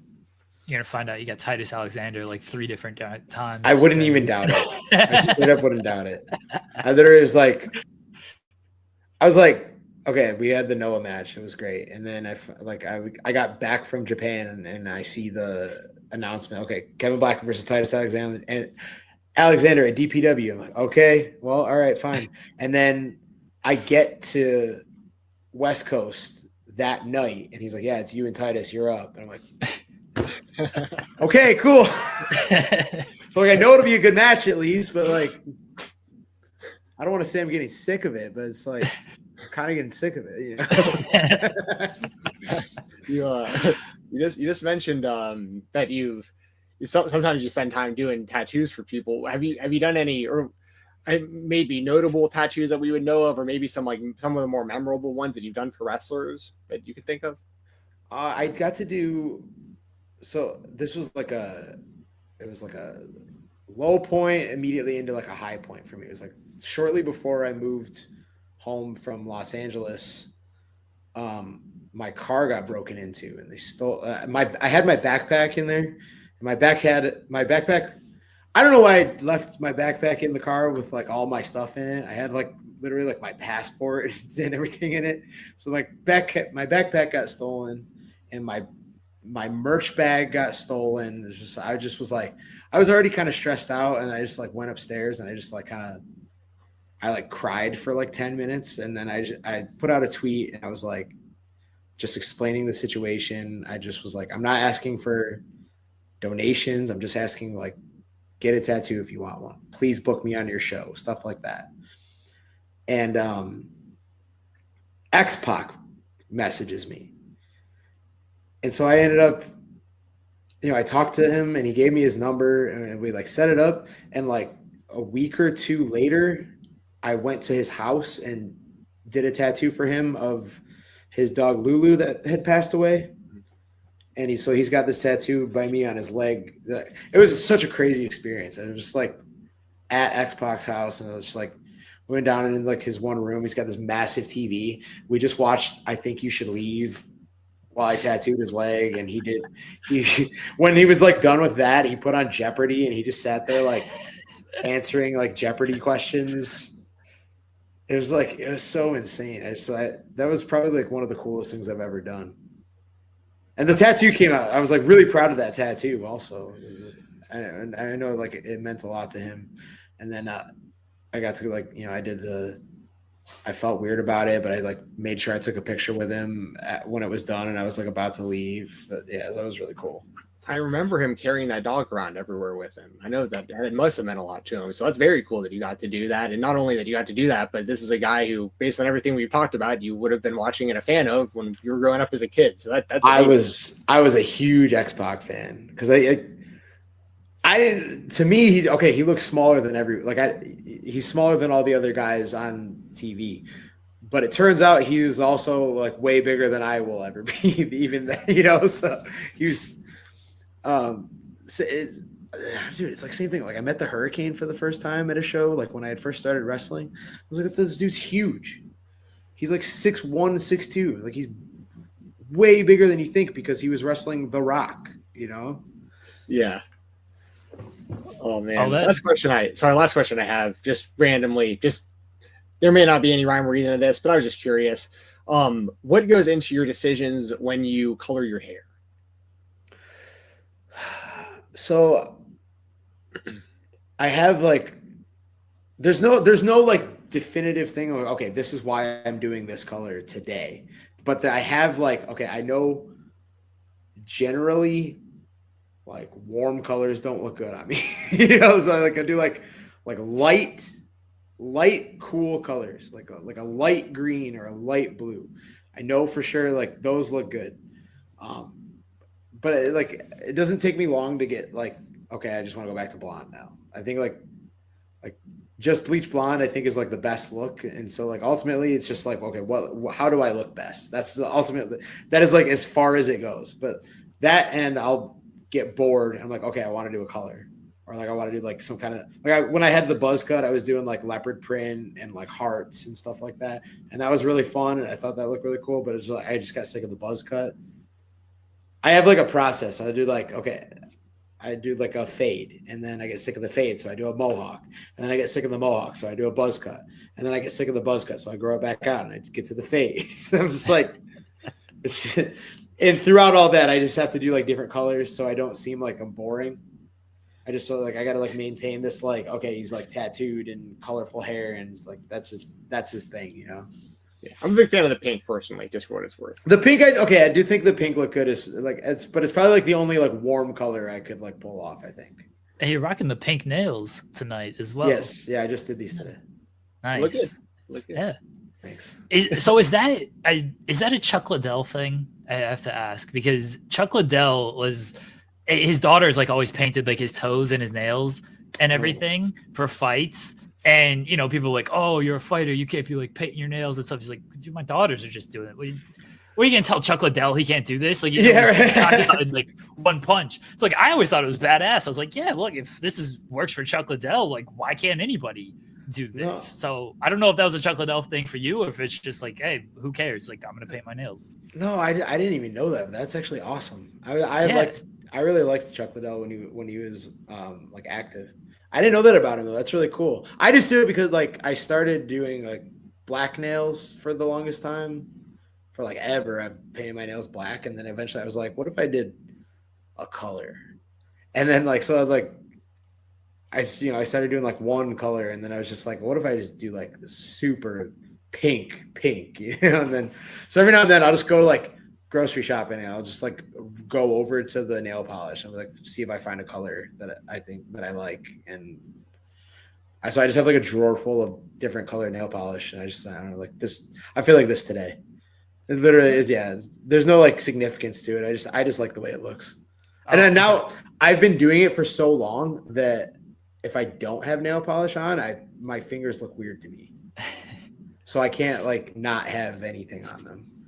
I don't know if like Chuck Liddell like fully popularized like sport or men in sports like painting their nails, but again, at the height of his career, he was doing this. And who are you going to tell Chuck Liddell? Be like, hey, don't do this. Like, it's wrong. Like, dude's the most badass person on the planet. Like, he can do what he wants. So I always thought that was awesome that he did it, and like I would start doing it. Like, sure, if it's cool enough for Chuck Liddell, like cool enough for me. So Yeah, right. that's awesome. The one last thing we ask everybody before I let you go here is for the coolest thing in your room.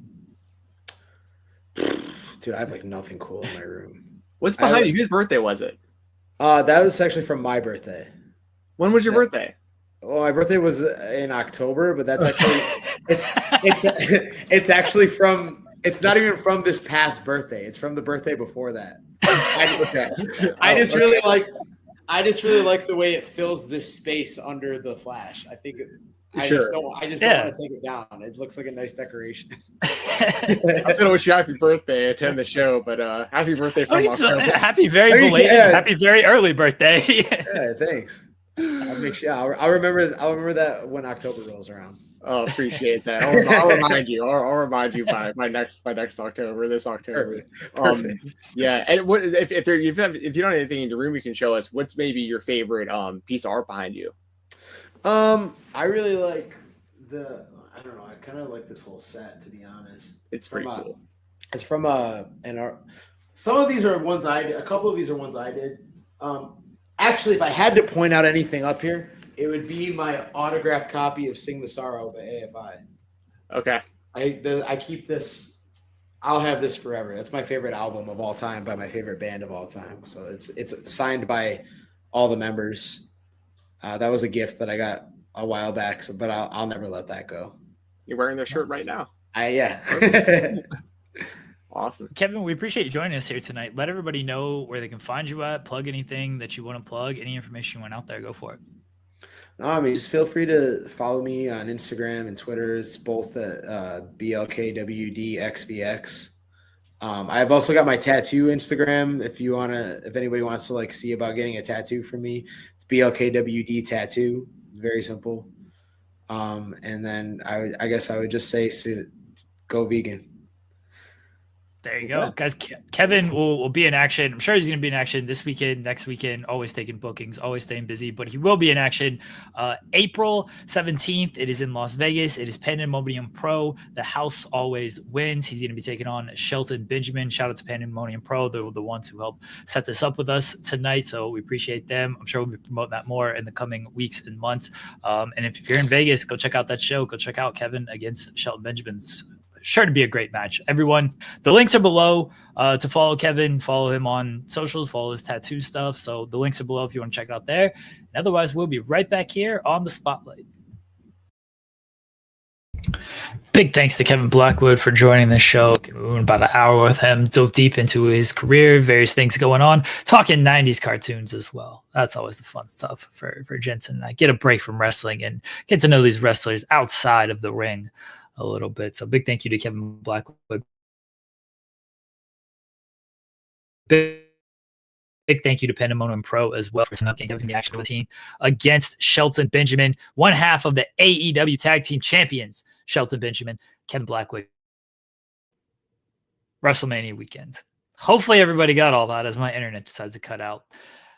We appreciate everybody joining us here today on the show. Next week is the final early morning edition of the Spotlight as we move to an evening edition beginning of February 6th. That's Thursday, February 6th, 2 Thursdays from now, two weeks from now, February 6th. Also NBA trade deadline day. So we'll talk about that instead of wrestling on that Thursday night. Guys, we'll be back tomorrow. I'll be back tomorrow anyway. In the Weeds, myself and Joel Pearl, 10 a.m. Eastern, right here on Fightful Overbooked. Everyone go check that out. If you haven't, leave a thumbs up on this video. If you haven't subscribed to this video, until then, we'll see you next time. Bye, everybody.